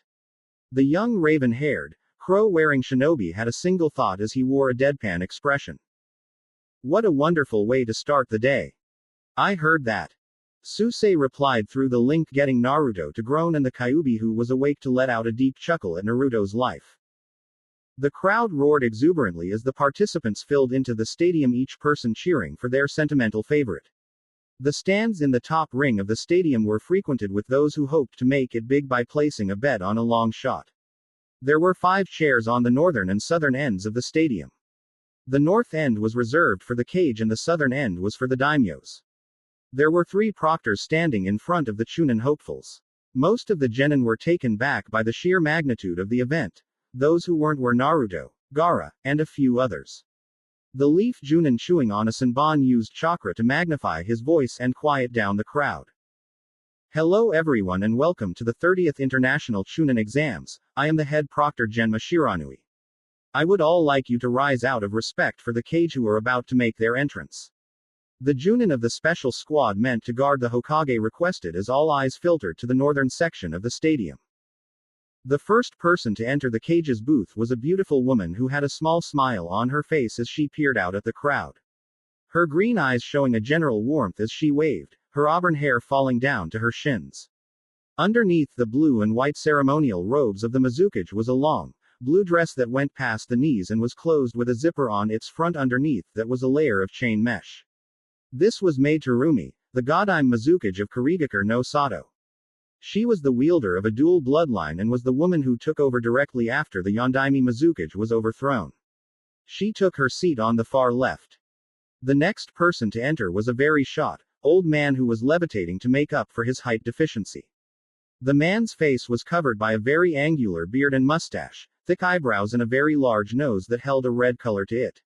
The elderly Kage wore a jacket that was yellow and green in design with a red collar labeling all high-ranking shinobi in Iwagakure. Under that jacket was the typical Iwa flak jacket to provide more protection. This man was Onoki of both scales and he too was in the robes made for the Tsuchikage. Onoki took the seat to the far right. The next man was a muscular, dark-skinned shinobi who a very serious expression on his face, almost as if he couldn't be bothered to look at the adoring crowd. The man had a small blonde mustache and beard on his face which had prominent cheekbones. The Raikage, unlike the other cages, only wore his white and yellow cage robes showing off his muscular frame. I wore a series of golden bangles that hung from each wrist as well as a golden belt with a boar's face engraved into it around his waist. I plopped down in the seat next to Onoki and rested his chin in his hand, clearly bored. The next man too wore a serious expression as he calmly walked into the cage's booth with his hands hidden in the sleeves of his cage robes. The man had short, auburn hair that was spiky in its nature. Unlike Mei, this man's hair was closer to black than it was a vibrant red like the young Mizukage's hair. Underneath the cage robes he had closed up was a black jacket and pants with mesh armor under that. The man glanced at his fellow Kage and took the seat that was next to the Mizukage with proper posture and closed eyes. Finally Minato came from the corridor and stood in front of the chair in the center in his usual clothing, except instead of his white cloak he wore the white and red robes of the Hokage. Hello everyone and welcome to my home Konohagakure. You are about to witness the talent of the next generation. It is these fine young shinobi that will be tasked with your protection in the future and will no doubt play roles that even we now can't wrap our minds around. Before we start the first match of the first bracket, please welcome the daimyos of each land. Minato said with a hand gesture to the opposite end of the stadium where the feudal lords soon took corresponding seats of their cages. I was the first to speak, breaking the silence he and his fellow Kage fell into while watching Genma and the other Chunin explain the rules of the exam. I already know who will win, it just a matter of formalities. The muscular Raikage said with a grunt as his eyes scanned the line of Chunin. That would be. The Tsuchikage asked with a dry drawl, seeing as how the brat from Kumo he had met before had yet to break from his arrogance. Onoki watched a grin threaten to split the Raikage's face. That would be Yugito. She is not only the Jinchuriki of the two tails, but she trained under my partner B, who you all know has absolute command of his tailed beast. The tanned man took the obvious chance to boast about his Jinchuriki's strength and by proxy his own. The Mizukage smiled softly as she looked down at the young shinobi down on the field, where she momentarily locked gazes with Naruto, who was calmly scanning the booth as well, ignoring the proctor's instructions. Who is that boy and why is he looking at the Hokage with such void eyes? The Mizukage then cursed herself for not looking at the booklet of competitors before she came to the stadium. My, how very humble of you, Raikage Dono, Mei said with a calm tone, but the slight was evident. If I had to bet, my money would be on young Chojuro. He is one of the 7 ninja swordsmen of the mist after all. That, and he was trained by 2 of the other swordsmen. I have high faith in him. Mei gave her own pick with nothing but confidence in her soft voice, ignoring the scoff from the Raikage. My granddaughter has all of the skills necessary to win this tournament, but she needs to get it through her head that her overconfidence will be her downfall. Onoki gave his own pick with a bitter grumble, since his granddaughter was almost as cocky to the point of a cage-level complex, where he glanced at the Raikage. That may be true, Onoki Dono, but I have a hard time seeing my son losing. Gaara has been groomed since a young age to be the ultimate weapon. The pure power behind his attacks is truly staggering. The Wind Shadow said in an even tone of voice, but still confident nonetheless. A number of failed assassination attempts on his son founding that confidence. I have heard that your boy is quite unstable in the mind, Onoki pointed out with a small smirk on his aged face. The Kage frowned but did not comment on that point. He turned his eyes towards the blonde Hokage. Who is your pick, Hokage Dono? One of my daughters. The first match is about to begin. Combat field. Will the genin please make their way to the combatants' booth while Neji Hyuga and Akatsuchi remain? The Kunoichi Junin from Kumo asked, getting the field to clear out aside from the 2 fighters and the Junin. Neji Hyuga, are you ready? A nod from the Hyuga prodigy was the answer. Akatsuchi, are you ready? A second nod was the answer. Hajime. Neji stood there confidently as the crowd watched with bated breath at the thought of the exams finally started. Neji stared at the larger Iwa genin with his white eyes that were meant to see everything. It was these eyes and his ego being inflated from being called a prodigy despite coming from the branch family that created the incantation of hubris that now took the field. Akatsuchi was contrasting Neji to Hinata and was very surprised in the contrast in their demeanors, and he wasn't even aware of their blood relation that ran deeper than mere clan mates. Neji closed his eyes and shook his head, an arrogant gesture if there ever was one in a mano-on-mano fight. These eyes can see much more than a chakra network Iwa Nin. These eyes blessed on me can see the outcome of this battle. Fate has deemed you unworthy, and because of this you will lose to me. Neji stated smugly with an overconfident smirk across his pale skin, obviously looking down on the Iwa shinobi. Akatsuchi, to his credit, remained with the same smile that was dopey in nature that he came in with. Now it wasn't any mental training that kept him calm despite the compassion of him and dirt. No, it was just simply who the large man from Iwa was, an easy-going spirit. You know what, Hyuga-san, you aren't very kind, are you? That lady from your clan Hinata. I think she was much nicer, maybe stronger too. Akatsuchi commented with a smile directed at Neji, who dropped his arrogant visage in exchange for a seething glare. The mention of the Hyuga princess made the usually calm Neji's blood boil under his skin. His dojutsu seemed to awaken with his latent family issues. To Neji, being compared to someone who lived the life of royalty while not deserving it was ridiculous, and why? Because his father was born a few moments later than the current clan head. An outsider like you knows nothing. Neji shouted, seeing red in his usually all-seeing eyes as he rushed forward with malcontent for his opponent. Akatsuchi, who was already aware of what the gentle fist could do a person, backpedaled to keep a respectable amount of space between he and Neji. However, a charging Neji quickly shortened that distance despite Akatsuchi's attempts to make it otherwise. Within Akatsuchi's guard, Neji lashed out with a number of hand strikes before Akatsuchi managed to bring his guard up using his forearms. A rare frown took over the large Iwatine, who was quickly becoming tired of being Neji's punching bag.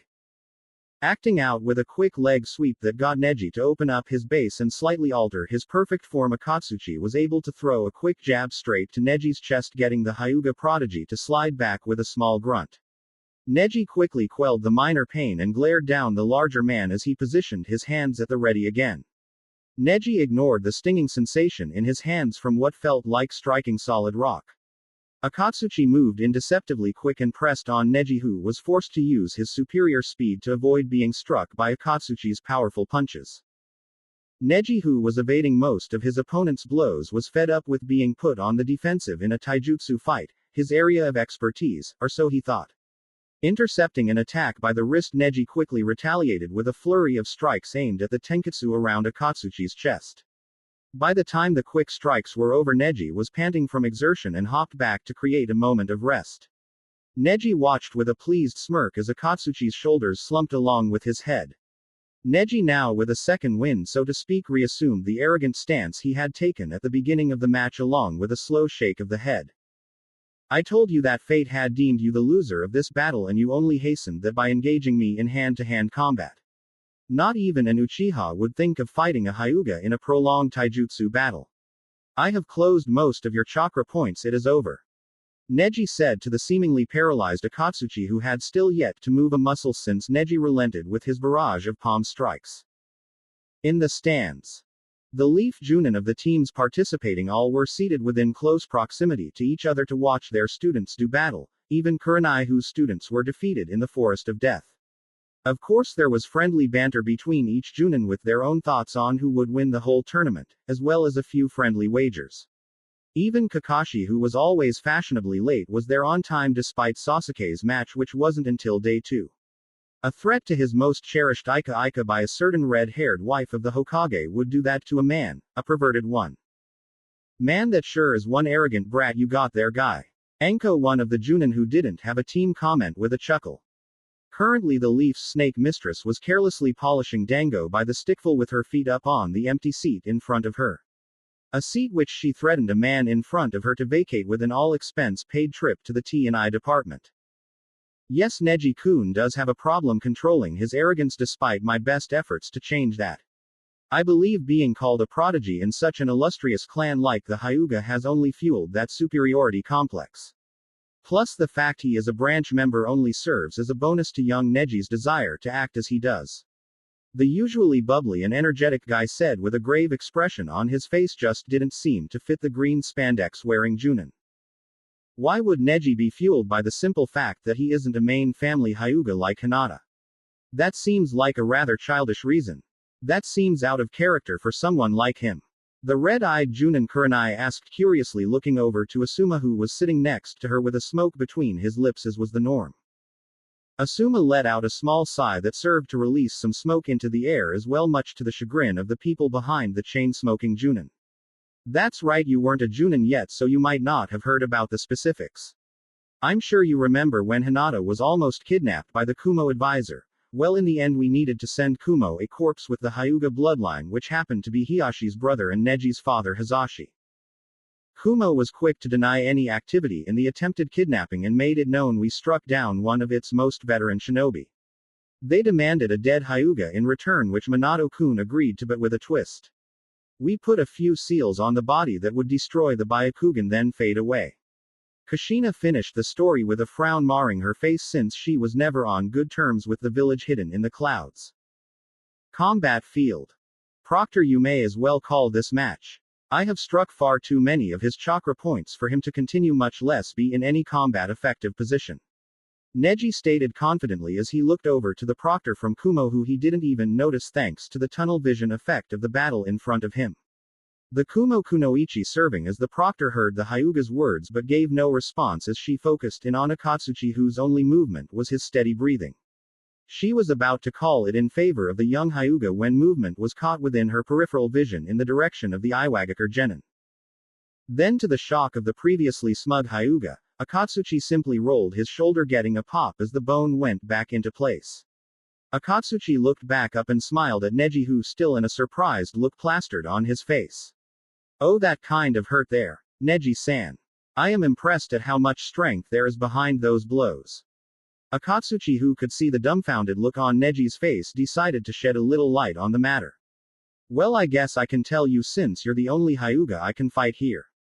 You see, I had to fight another Hyuga in the forest where she broke through my earth armor a few times, so when I knew that I had to fight you, I just increased the strength of the armor around my chest area. It doesn't matter what your countermeasures may be, you will lose. Fate has decreed it to be. Just GI. Neji was cut off when he caught the sight of a spear made of earth quickly honing in on his position. Neji couldn't move in time, but thankfully the spear only nicked his cheek, leaving a cut there which was dripping red with his prodigious blood. What? Neji asked in a slight stupor at the feel of his own blood. Neji had no time to question what was happening as 3 more earthen spears threatened to impale him if he didn't act. Kaden. Neji shouted almost desperately as he began to spin in a clockwise motion while releasing chakra from each of his tenketsu. This feat earned shocked gasps from the section of the Hyuga clan that was observing in the stands. A few were appalled that a branch member knew a secret art from their clan, while a few more open-minded people like Hiyashi were impressed at what Neji managed to do. The spinning created a revolving dome of chakra that grinded the spears into nothing but dust. Eventually Neji's spinning came to an end, and very quickly he opened his eyes as he stopped his rotating. Akatsuchi saw him open his eyes and quickly surmised that in order to fight the disorientation such high-speed rotation would create, he needed to close his eyes. A second weakness Akatsuchi found was the sheer amount of chakra necessary to pull of the technique, since it was pure chakra. The third was the lack of mobility that hampered Neji as he performed that technique. Each of which Akatsuchi planned to take advantage of with the next attack. Akatsuchi stomped on the ground, getting 3 spears to shoot into the air, each of which he quickly gripped and threw at Neji. Neji, who was panting, got another Kaden fired up in time to guard against the spears that each the dome of rotating physical energy at varied times. Akatsuchi quickly got behind the dome of spinning chakra and waited for it to come to an end. Neji, not able to hold the chakra anymore due to exhaustion, searched for Akatsuchi's presence and realized that the Iwa Nin was behind him.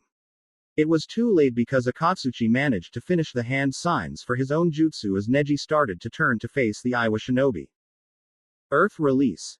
Stone golem technique. Neji watched as a large humanoid stone was spewed from Akatsuchi's mouth before he bit down, separating it from his person. The golem then encompassed Neji in a strong embrace that Neji tried to break from but couldn't find the strength to break from the firm hold. The golem squeezed down on Neji frame, eliciting a pained shout from the Hyuga prodigy. The pressure got to be too much as the moments passed on, and eventually Neji fell limp in the stone humanoid's arms. Winner by knockout, Akatsuchi. The Kumo Junin shouted after checking up on the unconscious Neji, getting a roar from the crowd. While not flashy with the jutsu, it was still an excellent hand-to-hand combat battle. Combatant booth. That is what happens when one gets too reliant on one skill instead of creating an arsenal to use. Naruto said as nothing more than an observation, getting a sound of approval from Susei through their soul link and a nod from the diver helmet wearing Kunoichi, who managed to take space next to him as the other was taken by a wall. Yugito and a shinobi with a Kiri headband made their way down the steps towards the field as Akatsuchi came back up to the congratulations from his comrades. Sasuke, who heard Naruto's words and in his narcissistic ways twisted it to fit him, took a shot back at Naruto. Why do you have a bird on your shoulder, loser? Becoming some sort of bird watcher. This earned a pair of admiration-filled squeals from the Uchiha's most loyal of fangirls, which in turn got a groan from the Nara, who couldn't believe one of those people were his teammates. Lee shouted of how Sasuke's words were quite unyouthful, which the Avenger ignored in favor of staring at Naruto with his Sharingan activated in an attempt to intimidate Naruto. The crow let out a low caw at the arrogant Uchiha. Naruto did not bother to take his eyes off the battlefield as he leaned on the wall with Suisei on his shoulder to keep a more professional appearance. Who this is of no importance to you.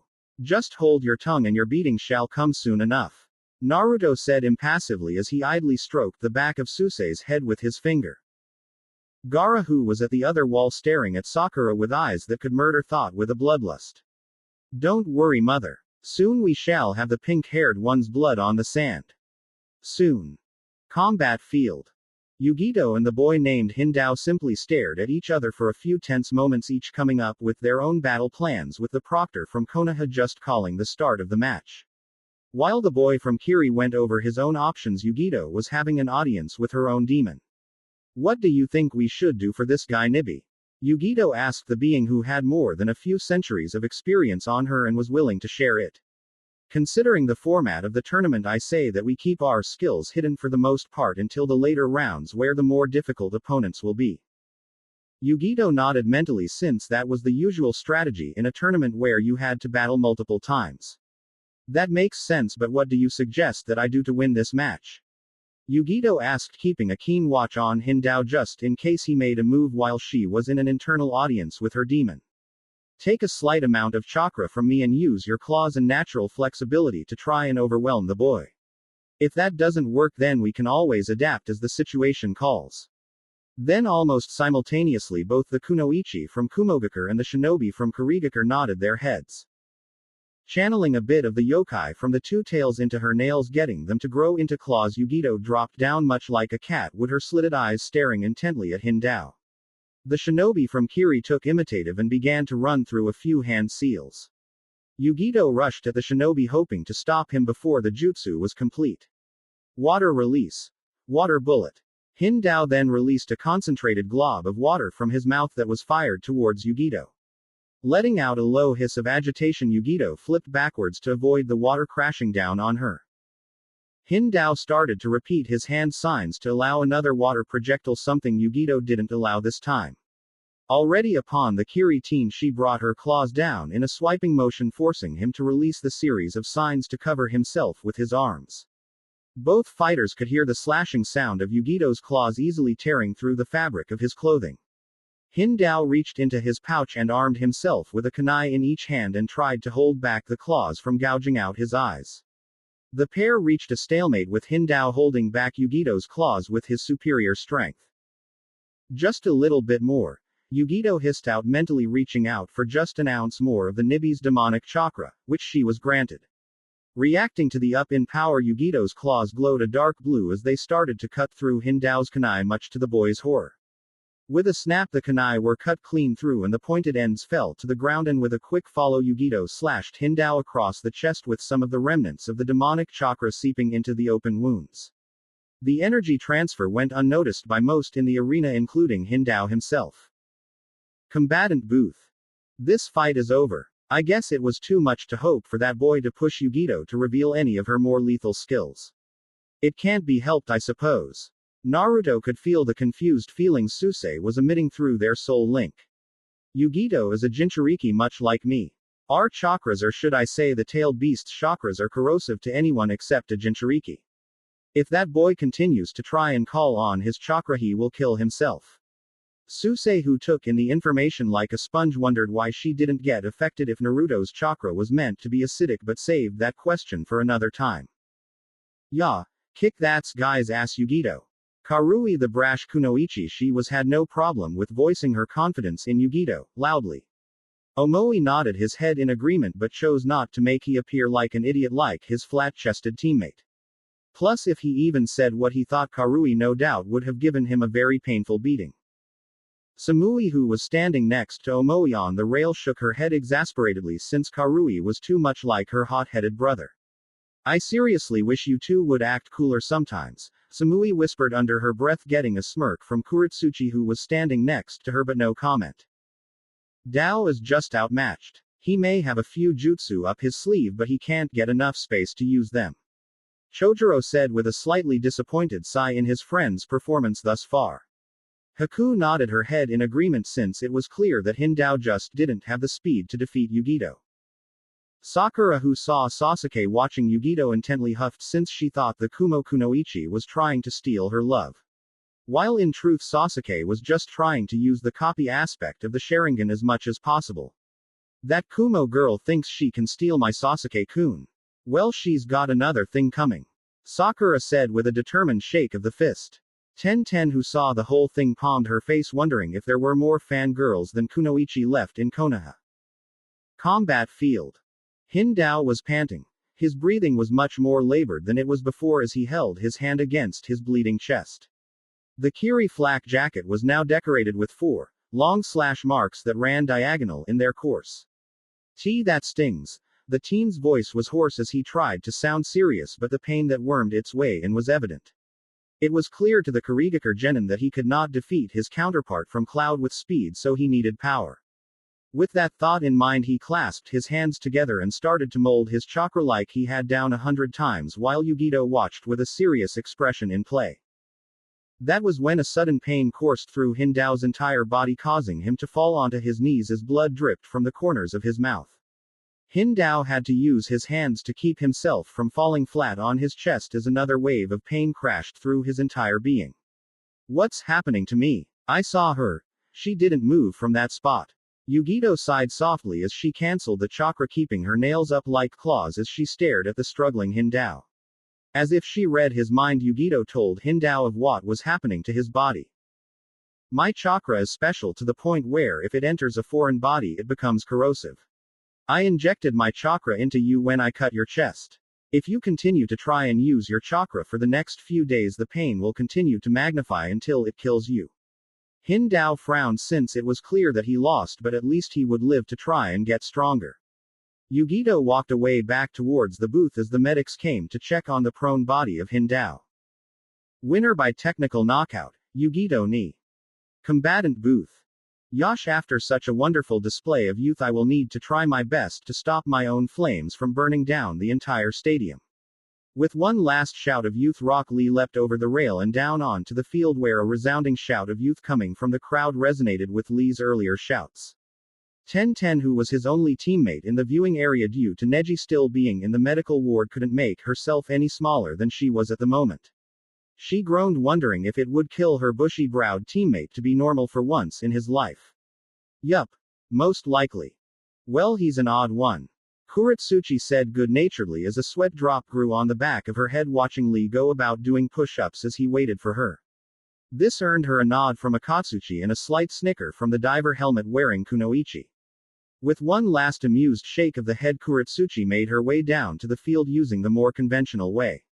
I'll see you two in a few. Kuritsuchi said confidently as she disappeared from sight. Ten chose not to comment on the girl's confidence and would let Lee's ability speak for itself. Sasuke's hands tightened around the railing as his red eyes focused in on Lee, still with the vivid memory of his defeat prior to the first stage of the exams.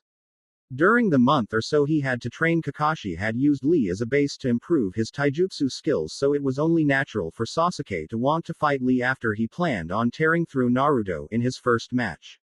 He was confident that with his Sharingan now capable of keeping up with his body, that he could easily handle the guy look-alike.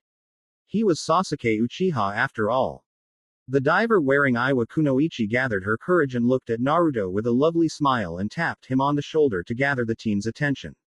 Naruto blinked a few times when he felt someone touching him. Turning slowly, he looked at the woman next to him with a polite smile. Hello, Naruto-san. The girl greeted Naruto, showing none of the nerves she was currently feeling at just talking to her crush. Hello. Naruto returned the greeting but faded at the end, seeking the name of the Kunoichi who suddenly struck up a conversation. Oh, forgive me. My name is Yuna. The now named Yuna replied in the same soft tone and sweet smile that made Naruto smile in return. Hello, Yuna-san. How may I be of assistance? Naruto asked with the same polite smile on his face as he glanced to the field to see if the match started, where Lee was going on about youth, which even seemed to amuse the proctor, giving Naruto some time to talk to the Iwagakure Kunoichi. Naruto seemed amused when Yuna fidgeted slightly under his naturally intense gaze even if there was no malcontent in his blue eyes to make her squirm. Yuna could see the mirth that was dancing in Naruto's blue eyes and did her best to not blush in embarrassment. Taking a calming breath, Yuna faced Naruto with a small smile and a faint dusting of pink on her cheeks. Well, I heard back in the room for the first exam about your qualifications and I was wondering what you thought about the fight. Sure, it wasn't anything big, but it gave her a chance to start a conversation with the young son of the Hokage. It was a start and that was all that Yuna felt she needed. Flatterer. Naruto chuckled softly when her blush darkened for just a moment but still gave Yuna his assessment. Well, I do not know much about your teammate aside from the fact that she is the Tsuchikage's granddaughter, so I assume she has her skills. He is an interesting character and no, not just his personality, though that is part of it. Lee can not use ninjutsu or genjutsu due to a disease affecting his coils, but his taijutsu is brilliant as is expected when made a guy as your sensei. It was then that Yuna cut Naruto off and finished his assessment for him and managed to get just what he was about to say. The winner will be the one who gets the other to stick to their strength. Precisely. Combat field. I hope you are ready, Kuritsuchi-san, because I can no longer hold my flames of youth back. Lee stated as he folded one arm behind his back with another bent up over his chest. The happy-go-lucky look in Lee's eyes hardened, but the joy was still easily detectable. Kuritsuchi stood there dumbfounded at the fact that he was talking about the flames of youth even after the match started. Kuritsuchi blinked out of her stupor and dropped into her own taijutsu stance, not wanting to do more than she had to. Lee's grin widened exponentially, seeing that the Iowa princess was about to exchange blows with him. At Kuritsuchi's silent nod to begin, Lee exploded from his stance, aiming to hit Kuritsuchi with a flying kick in the face. The Iowa princess shifted at the last moment and took Lee by the shin, pulling him down into an incoming fist. However, Lee was ready and gripped the fist before it could harm him and threw Kuritsuchi into the air. The princess from Iwagakure curled into a ball mid-flight and righted herself, skidding across the ground with a small smirk. From that exchange alone she could tell Lee was fast and strong, which meant a good fight for her.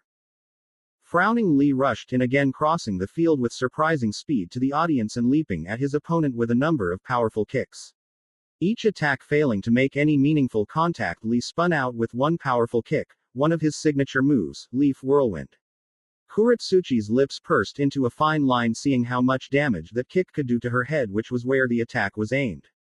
Not panicking, Kuritsuchi broke the position of the free leg that was folded away, getting Lee to cry out in surprise as his momentum was thrown off center.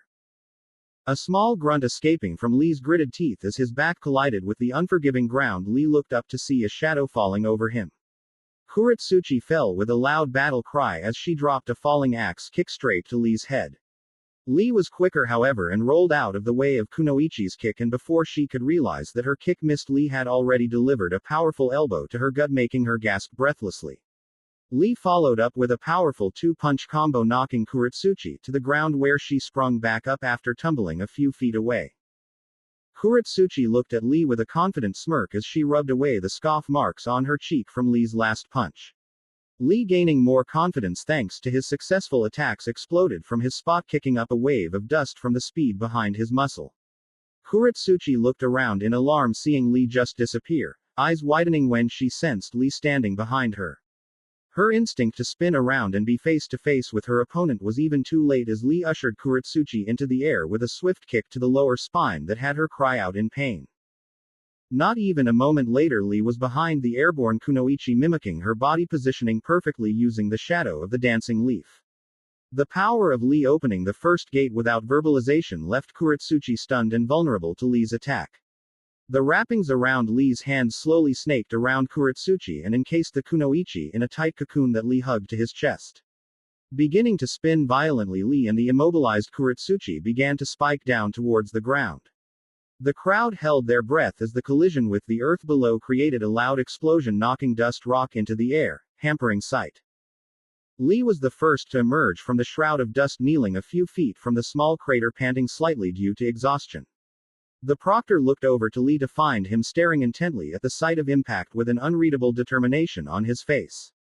The stadium had fallen deathly silent as they waited for the dust to part so they may see the results of the second green beast's devastating front lotus. The cloud of dust finally cleared and the crowd gasped in horror at the sight of the Iwa Kunoichi's legs sticking straight up and her upper body lodged into the ground.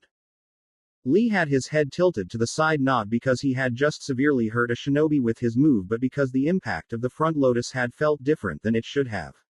Lee's eyes widened as Kuritsuchi's legs started to stir and the earth around her upper body began to crumble away.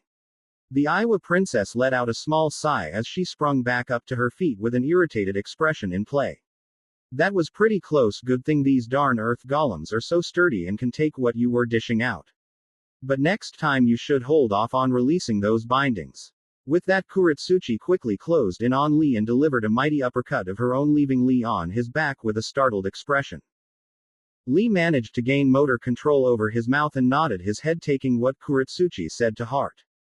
Kuritsuchi began to perform hand signs for the first jutsu of the match when she decided to ask a question of her own. Say, how come you have not used a jutsu yet? I mean, pure taijutsu can only get you so far. Lee's black eyes were suddenly filled with a raging fire that made Kuritsuchi take a step back when he looked at her with sad eyes. Lee was now standing up with his thumb up and his teeth gleaming in the traditional good guy pose.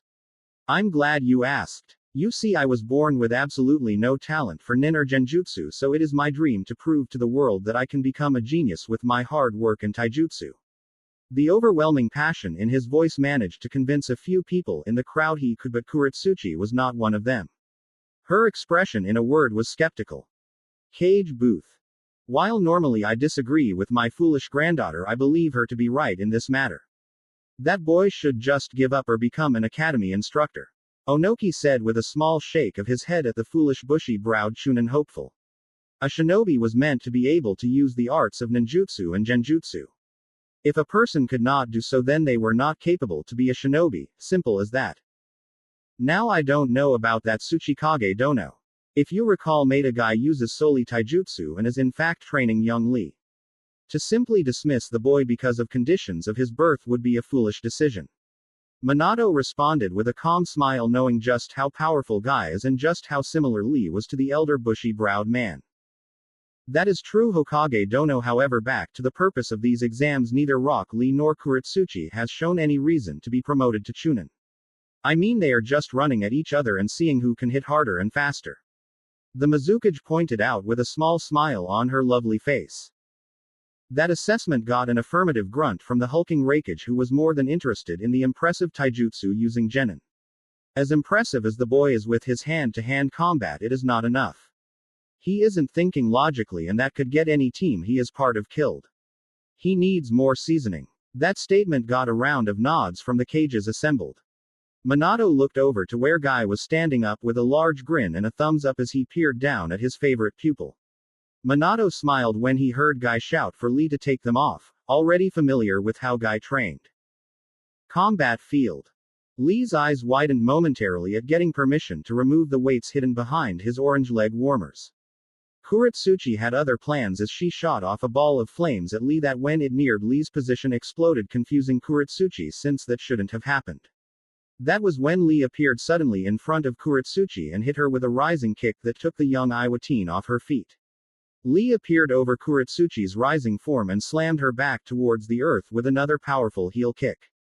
Kuritsuchi's eyes shut in pain as her mind tried to understand how Lee had suddenly gotten so much faster. Kuritsuchi growled and got back to her feet and went through a series of hand seals before even Lee could close the distance. Yoden. Lava globs. And true to Kuritsuchi's words, 5 globs of scorching hot lava were fired at a startled Lee. Fortunately, Lee's new speed was more than able to make up for his momentary pause at seeing a Yoden user. Lee went for a straight punch, but it was blocked by Kuritsuchi and Lee was forced to retreat when he felt the skin on his knuckles start to singe. Your flames of youth burn quite hot, Kuritsuchi-san. I too shall raise the intensity of my flames. Stop moving around so much so I can douse those flames. You seem so proud of your fuzzy eyebrowed freak. Water release. Water trumpet. Because Kuritsuchi had focused in on performing her technique, she missed the absolutely scandalized expression on Lee's face when she threatened to extinguish his flames of youth. Thanks to those words, Lee froze in place as the trumpet blast slammed into his forearms, but Lee managed to hold firm against the watery onslaught. Lee could see that training with Guy had started to pay off since the pressurized water had barely even shaken the nerves in his forearms. Kuritsuchi seethed seeing Lee was unharmed after taking the brunt of her jutsu. She couldn't hurt him a shinobi with no talent. It was infuriating. Take me seriously, damn it. Take this fight seriously. Kuritsuchi demanded angrily, stomping on the ground to vent the frustration she was currently experiencing. That is a way to arm herself with a few spears of earth which she tossed at Lee, showing just how varied her jutsu arsenal was. Lee watched the spears honed in on him and gave Kuritsuchi a resolute nod since he was not one to toy with his opponents. Sprinting out of his crouched position, Lee closed the distance that spaced Lee and Kuritsuchi on the field, interrupting Kuritsuchi from performing her Yoden jutsu. Rising leaf wind. Lee shouted, dare I say, youthfully as he slammed the sole of his ninja sandal into her jaw. True to the taijutsu's name, Kuritsuchi shot into the air much like a leaf being carried by a current of wind. Lee, using the strength in his leg muscles, leapt high into the air, higher than Kuritsuchi was, but she was closing in fast. Searing tiger kick. Lee performed a spin while curled up in a ball and lashed out with a heel kick to the back of her neck, knocking her out on contact. Lee watched as Kuritsuchi spiraled down into the ground while hanging limp due to the lack of being conscious. The moment after the Iwagakure princess hit the ground, Lee landed on his feet lightly, finally being able to relax. The proctor quickly ran over to Kuritsuchi and checked her pulse and sighed, seeing that she was only knocked out, especially after that nasty-looking kick. The proctor shook his head and looked at Lee with a grin, getting a grin from the enthusiastic green-wearing shinobi. The crowd was already going crazy from an overflow of excitement. Winner by knockout. Rock Lee. Combatant booth. I can't believe she lost. Man, what a disappointment. Yuna whined childishly, seeing Kuritsuchi being taken off on a gurney by the medic squad stationed solely for the purpose of treating the fighters. Akatsuchi, finally not wearing that eternal smile, nodded with a stern look on his face, knowing just how tough that guy could be as a soon-to-be enemy. Naruto looked at Lee, who was smiling brightly at the crowd with a newfound respect for the boy's talents and determination. Wow, I didn't know that Lee-san was that strong. Sakura exclaimed in shock, getting her best friend Ino to nod in agreement. At first look, one would cast off Rock Lee as a goof and someone who would be cannon fodder, but his display just destroyed any thought that Rock Lee was negligible. Ten huffed at Sakura's words, but there was obviously a very proud smile on her face as she watched Lee run towards the stairs. Of course Lee is strong. He, along with the rest of our team, trained relentlessly under Guy Sensei for a year and a half to be prepared for this exam, unlike you rookies. Guy, as in Maida Guy, the Leaf's noble green beast. Kakugyo asked, seemingly no one, still dressed in dress clothing and a bright yellow tie. 10 time has no real purpose when stating how ready someone is. All that matters is how much work someone is willing to put in. A shinobi who works 3 hours one day at an urgent way will outdo a man who works a whole week at a content pace. Naruto said rather blandly, since 10 had insulted him when she insulted the rookies. The other rookies all grinned at the frowning 10 and nodded their heads, even if Naruto didn't apply. And yes, Kakugyo-san, Lee is Guy's student if the clothing wasn't enough of a giveaway. Naruto said with a dry look at Lee, who had just returned to the booth. Naomi and Narumi both shivered just imagining having to train under Guy to the point where you basically became a clone. A scary thought indeed. Combat field. Gaara stood there motionless with his arms crossed over his chest and a bored look on his face that did not quite reach the redhead's eyes. His eyes showed nothing but a cruel gaze that wanted, no, demanded the blood of his foe. The amount of killer intent that the Kage's youngest son was emitting was enough to unnerve the Kumo Kunoichi, who was lucky enough to be the mediator for this match. Despite his mother's almost reverent need to see the blood of his enemies, Gaara was able to maintain the eerie calm that just fit his character. The Jinchuriki of Shukaku was ready to kill someone. Sakura was standing before Gaara on shaky legs as the killer intent really started to affect her, even more so due to the proximity. The pink-haired daughter of the councilwoman started to seriously think about taking Naomi and Narumi's advice to forfeit the match for her safety. Being this close to Gaara, she could see the crazed look in his eyes, which she couldn't find in anyone living in Konoha, not even in Naruto's usually glacial blue eyes. She could faintly remember the proctor asking her if she was ready, even if it was moments ago. She couldn't for the life of her remember why she nodded her head. Then, like a cobra that was ready to strike the cork that was sealing the gourd on the Tsunogakure's jinchuriki shot out like a bullet. Just out of sheer luck, the small projectile missed Sakura's forehead and drilled right through her pink hair, earning a delayed gasp from the terrified leaf kunoichi. The spirit-infused sand wavered out of the gourd violently as it loomed around Gaara ominously, making Gaara grin bloodthirstily. Sakura's bit down on her tongue hard enough to draw blood, snapping her out of the fear-induced paralysis that Gaara's demeanor and killer intent forced upon her psyche. I can't lose here. I can't look so pathetic in front of Sasuke, or else he will never love me like I do him. Even I can tell he values power. I just need to show him the power of my emotions. Thank you, Tsunade-sama. Shizune-san. Sakura recited to herself, her fortitude slowly increasing as she channeled chakra into her fist before striking the ground and releasing all the energy at once. Gaara showed no surprise but was forced to leap back as the ground beneath him became jagged and upturned. Gaara snarled at the fact that he had yet to dye his sand red with the pinket's blood. Sakura tried to turn heel and run when she saw the sentient sand start to rush towards where she was standing. Sakura continued to avoid Gaara's pursuit for the better part of a minute before she felt a sudden jerk around her ankle that made her fall to the ground. To Sakura's growing horror, she was being reeled in towards a grinning Gaara. Not wanting to go down without a fight, Sakura tried to throw another chakra-enhanced haymaker when she was close enough, but her fist was swallowed by a wisp of sand. The sand slowly crawled up the entirety of her arm all the way up to the shoulder. Sand coffin. Gaara's gravelly voice uttered with a sadistic glee as he called out the technique that would bring forth his victim's blood. The pressure of the sand quickly compressed down on Sakura's arm, creating a sickening crunch that made many of the genin up in the booth wince and write uncomfortably. Sakura's eyes slammed shut and her mouth opened to scream out in pain, but nothing came out, showing just how great the pain was. Gaara, though, was not sated, and soon his sand started to advance on Sakura's body. Gaara would make sure that his mother was happy by giving her all of the blood she could ever hope. Then he would be loved.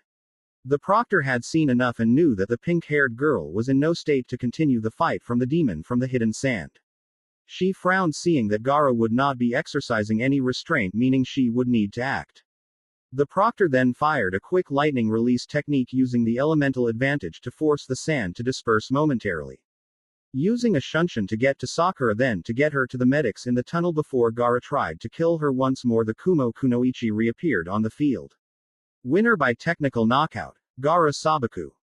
Cage booth. That boy is quite bloodthirsty. He is your son, correct? Cage Dono. The Mizukage asked, watching the replay of the end of the match with a frown across her usually smiling face. It was clear that Suna's jinchuriki had no restraint and was focused on killing something that could get him killed instead. Yes, Gaara has always been like that, but I can overlook the slight abnormalities in his way of thought because he more than makes up for it in raw power. He was trained to be a weapon just like all jinchuriki should be. The Cage said firmly, letting his eyes close, thus missing the nod he got from the Tsuchikage and the sour looks from the Hokage, Raikage and Mizukage. HMPH. Jinchuriki can be used in other ways than a mindless weapon, Cage. All this shows is that you have a loose cannon that can backfire at any moment, while I have the perfect jinchuriki using normal training. The Raikage boasted truthfully, but still the arrogance in his gruff voice was unmistakable. The Cage leaned back into his chair, further meditating on the younger man's words. The topic of jinchuriki aside, who do we believe to be fit for a promotion thus far? Mei asked, trying to change the subject since Kiri had yet to locate the Rokubi and the Sanbi had yet to reform despite Yagura's death. Mei figured it would be best to further that topic for Kiri's sake. Though we have only seen one fight from each, I believe Akatsuchi and Yugito would be strong candidates to be promoted to Chunin. Akatsuchi showed an excellent level of preparation and execution, while Yugito was able to control the flow of battle. Minato said offer his own evaluation of the talent displayed so far. While Lee, despite his victory, showed absolutely no tact and could have been easily killed by a seasoned Chunin. Gaara, despite his impressive control over sand, shows little restraint, so more is needed before I can truly say. The rest of the Cages nodded their head in agreement. Combat field. The first match of Bracket 2 will now commence. Karui vs. Konuro Sabaku. Begin. Genma proclaimed with a swift hand chop as a gesture to begin as well. Karui allowed herself to grin maliciously at the war paint-wearing puppeteer from the village hidden in the sand. An imminent danger flashing across the redhead's amber eyes as she armed herself with the sword that was resting on her back. Konuro too plopped something in front of him. It was the object he had wrapped up on his back. The smug grin that Konuro was giving Karui made her anger flare up violently. Don't worry Kurohime, after I cut up your pretty little face you can use that makeup to cover the deformities. Karui taunted Konuro, giving her sword a quick brandish. Konuro, who was just as hot-headed as Karui, started to growl at the infuriating woman from the land of lightning. Karui's smirk widened, seeing the twitch of Konkuro's brow, telling her that her words were striking home. That's it, you flat-chested bitch, I am going to send you back to Kumo inside of a nice, warm body bag. Konkuro responded with his own pointed yet true insult. Konkuro could have sworn he heard someone tell him in the form of rap that was the wrong move, but shrugged it off. Konkuro smirked, seeing how Karui's eyes became shadowed by her red hair. I am going to kill you. Kumo front beheading. Karui's rage-filled dash caught Konkuro by surprise, since he thought the girl would be stationary.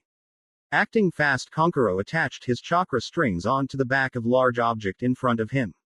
Karui's eyes widened when a puppet came ripping through the bindings with a blade protracted from its mouth aimed for her forehead.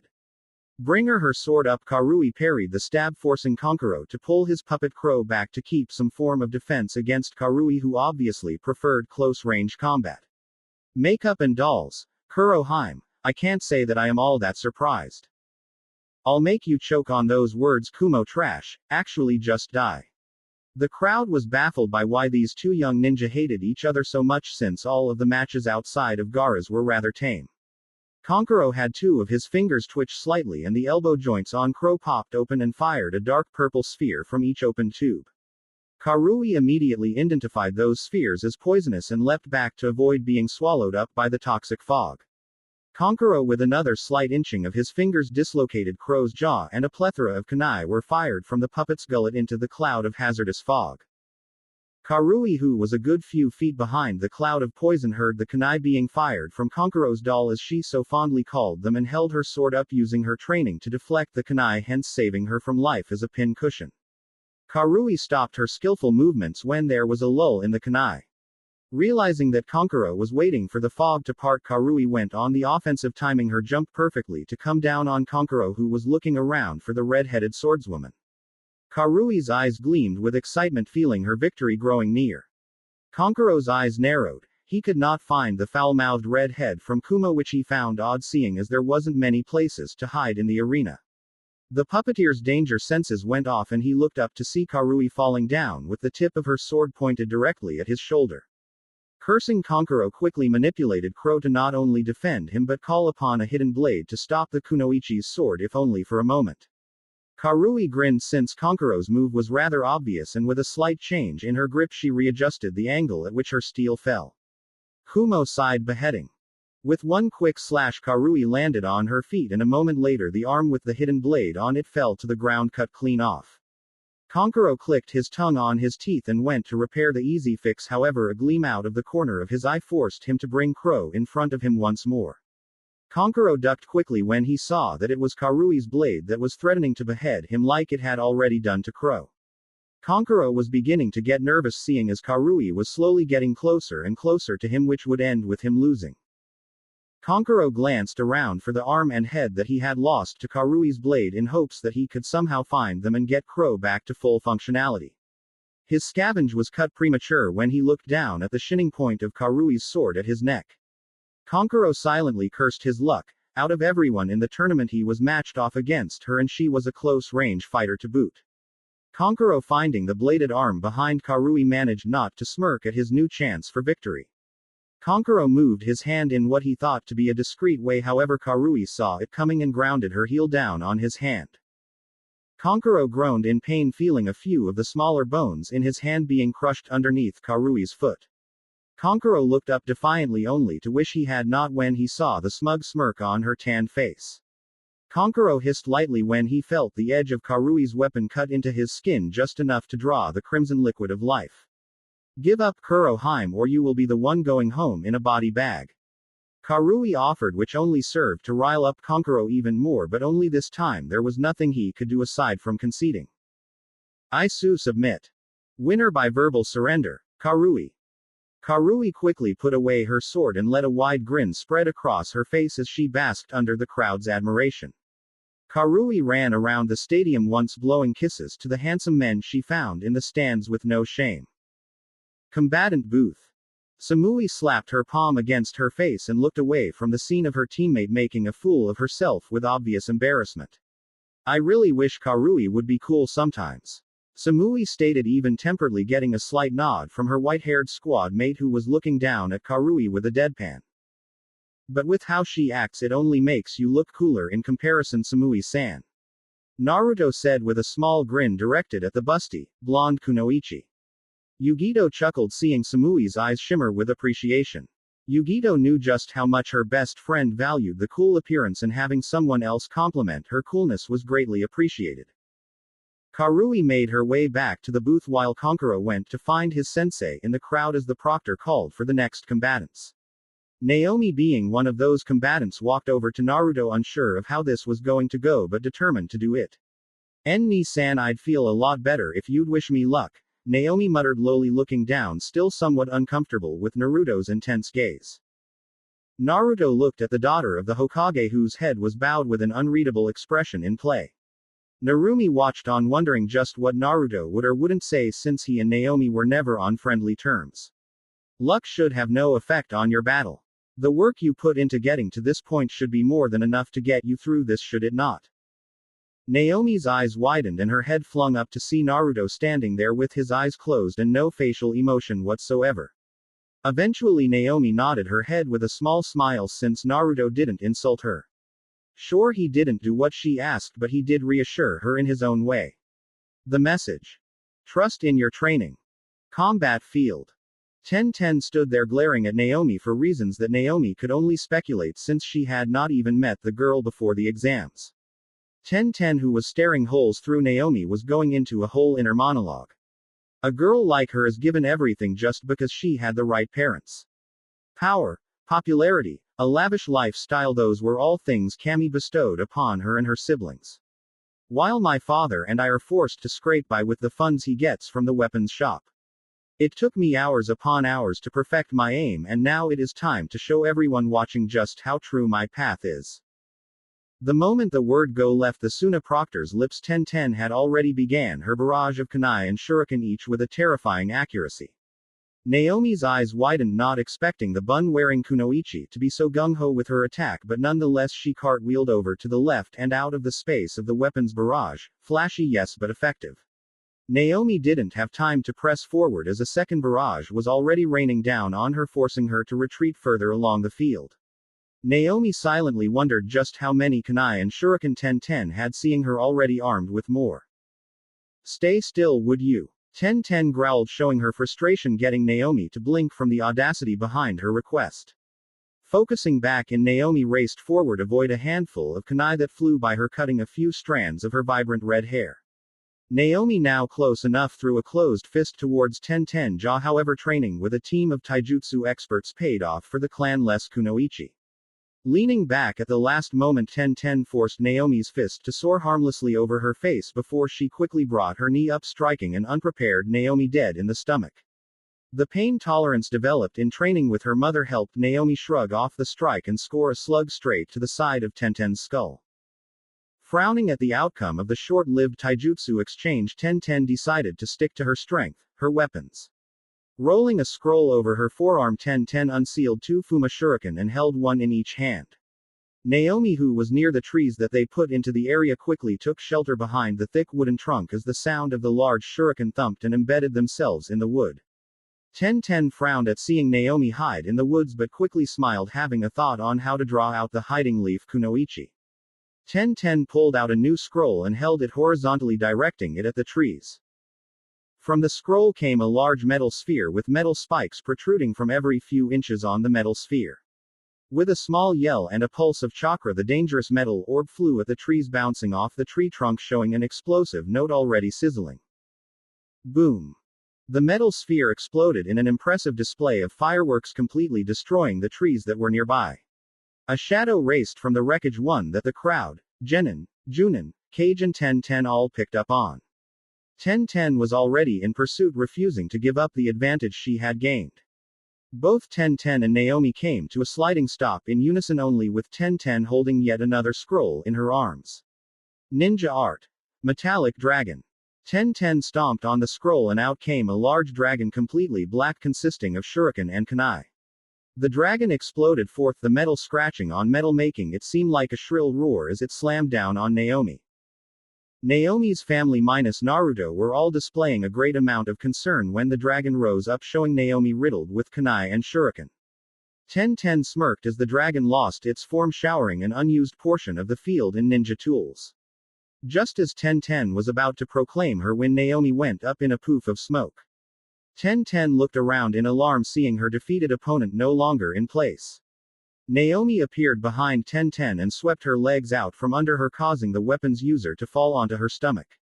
Naomi followed up with a swift yet devastating axe kick straight to the center of 1010's spine, getting the girl to cry out in pain. Naomi then kicked 1010 in the ribs, getting her to roll a good 10 yards away, coughing up small amounts of blood. 1010 glared up at Naomi from her position on the dirt floor of the arena, panting hard as blood trickled from the corners of her lips. Standing up with a determined cry, 1010 threw another wave of shuriken with great velocity towards Naomi. Not being able to get away from the wide wave of brought her hand in front of her. 1010 watched in shock as the shuriken all missed their marks by mere millimeters. In the stands. Impossible, 1010 never misses her mark. She has always had perfect aim. Guy shouted in disbelief, matching the emotion of Neji, who was seated nearby with teammate who had been sitting by the Chunin since the start of the exams. Guy looked over to Kushina, who had a knowing grin on her face. Come now Guy, surely you didn't think Minato-kun wouldn't help Naomi-chan with her wind release, did you?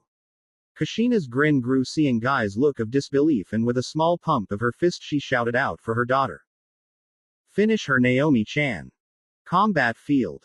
I am missed, but I never miss. It must have been a fluke, I can miss again. I won't give up after coming so far. With a new determination, 1010 threw another barrage of kunai at Naomi, and once more the wave of the kunai was too wide for Naomi to avoid. 1010 watched with a keen eye, refusing to miss again on her pride as a markswoman. I've had enough of this, 1010. I have more fights to worry about. Good match. Naomi went through a few hand signs and gathered her chakra for her first and only ninjutsu of the match. Wind release. Great breakthrough. 1010's eyes widened as the kunai were blown back at her by the strong wall of wind created by Naomi. Bracing herself, 1010 was cut by a few of the kunai while some bashed against her, putting her in a slight daze, which Naomi used to create a shadow clone, and in unison clone and original threw themselves at 1010 with spin kicks, crushing their shins against opposite sides of 1010's cranium in tandem. The proctor went over to check on 1010 before stating the results, which everyone could see.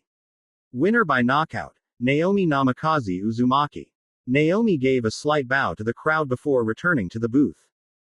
Combatant booth. I knew you would win, Naomi-chan. Narumi chirped brightly, immediately hugging her sister in congratulations. Naomi nodded happily, returning the hug while looking over to Naruto, hoping to get something from the man she wanted approval from. Naruto gazed at her intently, and just when she thought he would do nothing, he nodded in respect for what he had seen. And how could he not in comparison to the other kunoichi of his village? He made note to ask Itachi if all girls were fangirls when he was a genin as well.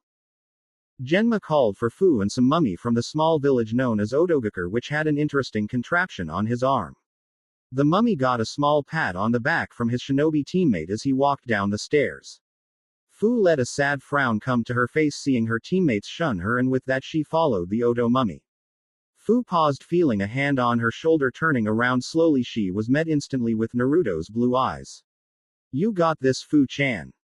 Fu's orange eyes brightened visibly, hearing someone supporting her, and the fact that it was Naruto only made it that much better. It was this reassurance in front of everyone that made her feel even more sure about his words on the training ground. Fu acted on instinct, wrapping Naruto in a quick hug before running off, not giving him a chance to respond in kind. Narumi and Naomi looked at their brother in shock, since they had never seen him give any form of affection to anyone. Sasuke glared at Naruto, still waiting to tear through the first obstacle in his path. Yuna glared down at the smiling Fu, jealous that she had been able to hug Naruto, something she wanted to do. Naruto ignored all the different emotions in the booth and stroked the back of Susei's head, earning a small thank you through the soul link. Combat field. Fu raced forward, the burst of positive emotion from Naruto's support fueling her attack style, which may or may not be a good thing. Chome watched Fu with a small grin on his bug face, glad to see what he saw as a daughter so happy. As soon as Fu got within a couple of feet of Dosu, the Odo mummy brought his arm up and flicked his fingers against the contraption. Melody arm. Tune. The muffled statement from Dosu was drowned out from the strange melody that came from the metal on his arm. Dosu watched as the chakra-infused music pulsed out towards the racing Jinchuriki. When the melodious tune invaded Fu's ears, she immediately halted her advance with a small cry of pain. She leapt as far back from the bandaged wrapped shinobi. Fu went down to one knee and dabbed the blood that was trickling out of her ears while looking at Dosu inquisitively. What was that? That Fu girl was music infused with chakra. He used sound to attack your body. An easy counter to that is plugging your ears with your own chakra. Fu mentally nodded, thankful for her Biju's advice and guidance. Fu did as Chome suggested, but came up with a plan that would make Dosu think she was still vulnerable. Rushing back in with a determined expression, only faster, Fu raced in with a fist hook to strike Dosu against his bandage-covered cheek. Dosu shook his head at the futile effort and brought his arm again, only this time his other hand was holding a kunai. Melody arm. Concerto. This sound was different from the first because instead of a singular note, this sound felt like an entire orchestra. Fu paused and let her body tense before uttering a fake cry of pain to lure her enemy in, looked at Dosu with a mock-pained expression as her orange eyes shimmered with anticipation. Dosu took one more step towards Fu, and that was all the mint-haired kunoichi needed for her plan to be sprung. Fu threw her arms at Dosu, and with a small grin on her pretty face that had Dosu raising an eyebrow in curiosity. Nanabi secret art. First hive. At Fu's command and by proxy, Chome, the king of all insect life beetles, were flung out at the startled mummy. These beetles were even more durable and powerful than the Abarame's bug partner. Dosu waved his arm at the hive of insects, getting them fly away of being swatted by the metal device wrapped around his arm. The once void of emotion eyes of Dosu were now filled with irritation and anger, all of which was directed at his opponent from Takigakure. Dosu quickly jumped in front of a kneeling Fu with his arm raised over her head with a grin, straining the fabric wrapped around his face. This is the end for you, girly. Melody arm. Grand finale. Dosu dropped the metal contraption on top of Fu's head, making her wince from the impact, but to his shock there was no sound coming from his melody arm. What's happening? Why is there no sound? Dosu shouted, which came out muffled. Fu grinned from under his arm, looking right up at him with the look of someone who had just executed a plan perfectly. It looks like my hive has nested inside of that musical appendage of yours. Dosu looked down to see the beetles from earlier falling out of each hole in the metal, effectively plugging up the musical device. Dosu moved to kick the bug girl for ruining his moves, but found his legs to be immobile. And that would be my Nanabi secret art. Second hive. Dosu looked down to see two huge centipedes wrapped around his legs coming from the ground below him, keeping him in place. When Dosu looked up, Fu was gone, and then his world went black. Checkmate, mummy dude, Fu said with a grin as she moved her hand from the back of his neck, letting him fall to the ground in a blissful state of unconsciousness. The centipedes retracted back into the ground and the beetles disappeared into the tree line. The sight of an air force of bugs was enough to make a few of the civilians watching skin crawl. The proctor went over to check on Dosu and saw he was suffering from extreme chakra exhaustion, so he hurriedly called for the medics. Fu looked up to see Naruto giving her a small smile that made her blush, resulting in some teasing from Chome. Combat field. A few minutes into the fight, Yuna watched as the blue sky overhead slowly changed and morphed into the black sky of the night. Yuna blinked with a blank expression as smoke rose up into the air, showing a house on fire with screams of panic permeating the air. This sight was something familiar for the diver helmet wearing kunoichi from Iwa, but didn't startle her one bit. Yuna watched as a small child ran into the burning home with tears filling the small child's eyes. The small pond on the side of the house ran black with the soot from the ash of the burnt house. Yuna took a deep breath and turned her back on the raging inferno, taking a few steps away, allowing her to look into the star-filled sky with a longing gaze in her eyes. The focused look was replaced by a faraway look, a look of love but also a look of loss in her gray eyes. Yuna shook her head, getting the focused look back in her eyes as she remembered just where she was and what she was doing. This is the genjutsu you chose for me. You don't even have enough control to show me my true nightmare, just the beginning. Yuna allowed a mischievous smirk to cross her beautiful face as she held a single hand sign, her own chakra flaring up from use. Demonic illusion. Mirror heaven and earth change. Kin blinked once because one moment she was moving in to kill the Iwa chick who she trapped in her genjutsu, then the next she was walking into a dark room going deeper and deeper. She didn't know why she was walking further in, but she just couldn't help it, like something was drawing her in, enthralling her. It was the literal fly walking into the spider's parlor situation, but with the art of illusions. Kin gasped in fright when she came to look at the back of the man who frequented her nightmares. She questioned herself for the reason of his appearance as she tried to sneak off before he noticed her. However, the man's head turned mechanically, showing his gold eyes and pale skin, then unnerved the Oto genin. This man was the leader of Otogakure, one of the legendary Sannin, Orochimaru. The man had taken her sister figure to Yuya from her when they were children, and he hated him ever since. But there was always that lingering fear that the snake man would come back and take her as well to do Kami knows what. Then Orochimaru gave Kin a disturbing grin that made the kunoichi take a step back, and to her horror her back collided with a wall, preventing her escape. Orochimaru slowly morphed from a man into a giant white snake with the small gold eyes but purple rings around those golden eyes. The snake bared its fangs and with one long hiss it launched itself and at a screaming Kin, and then everything went black. Yuna strolled up to Kin with her hands folded behind her back and poked her with her toe a few times, getting no response. I think she's out. Genma's sweat dropped as he cleared his throat. Winner by knockout, Yuna Nara. And that was day 1.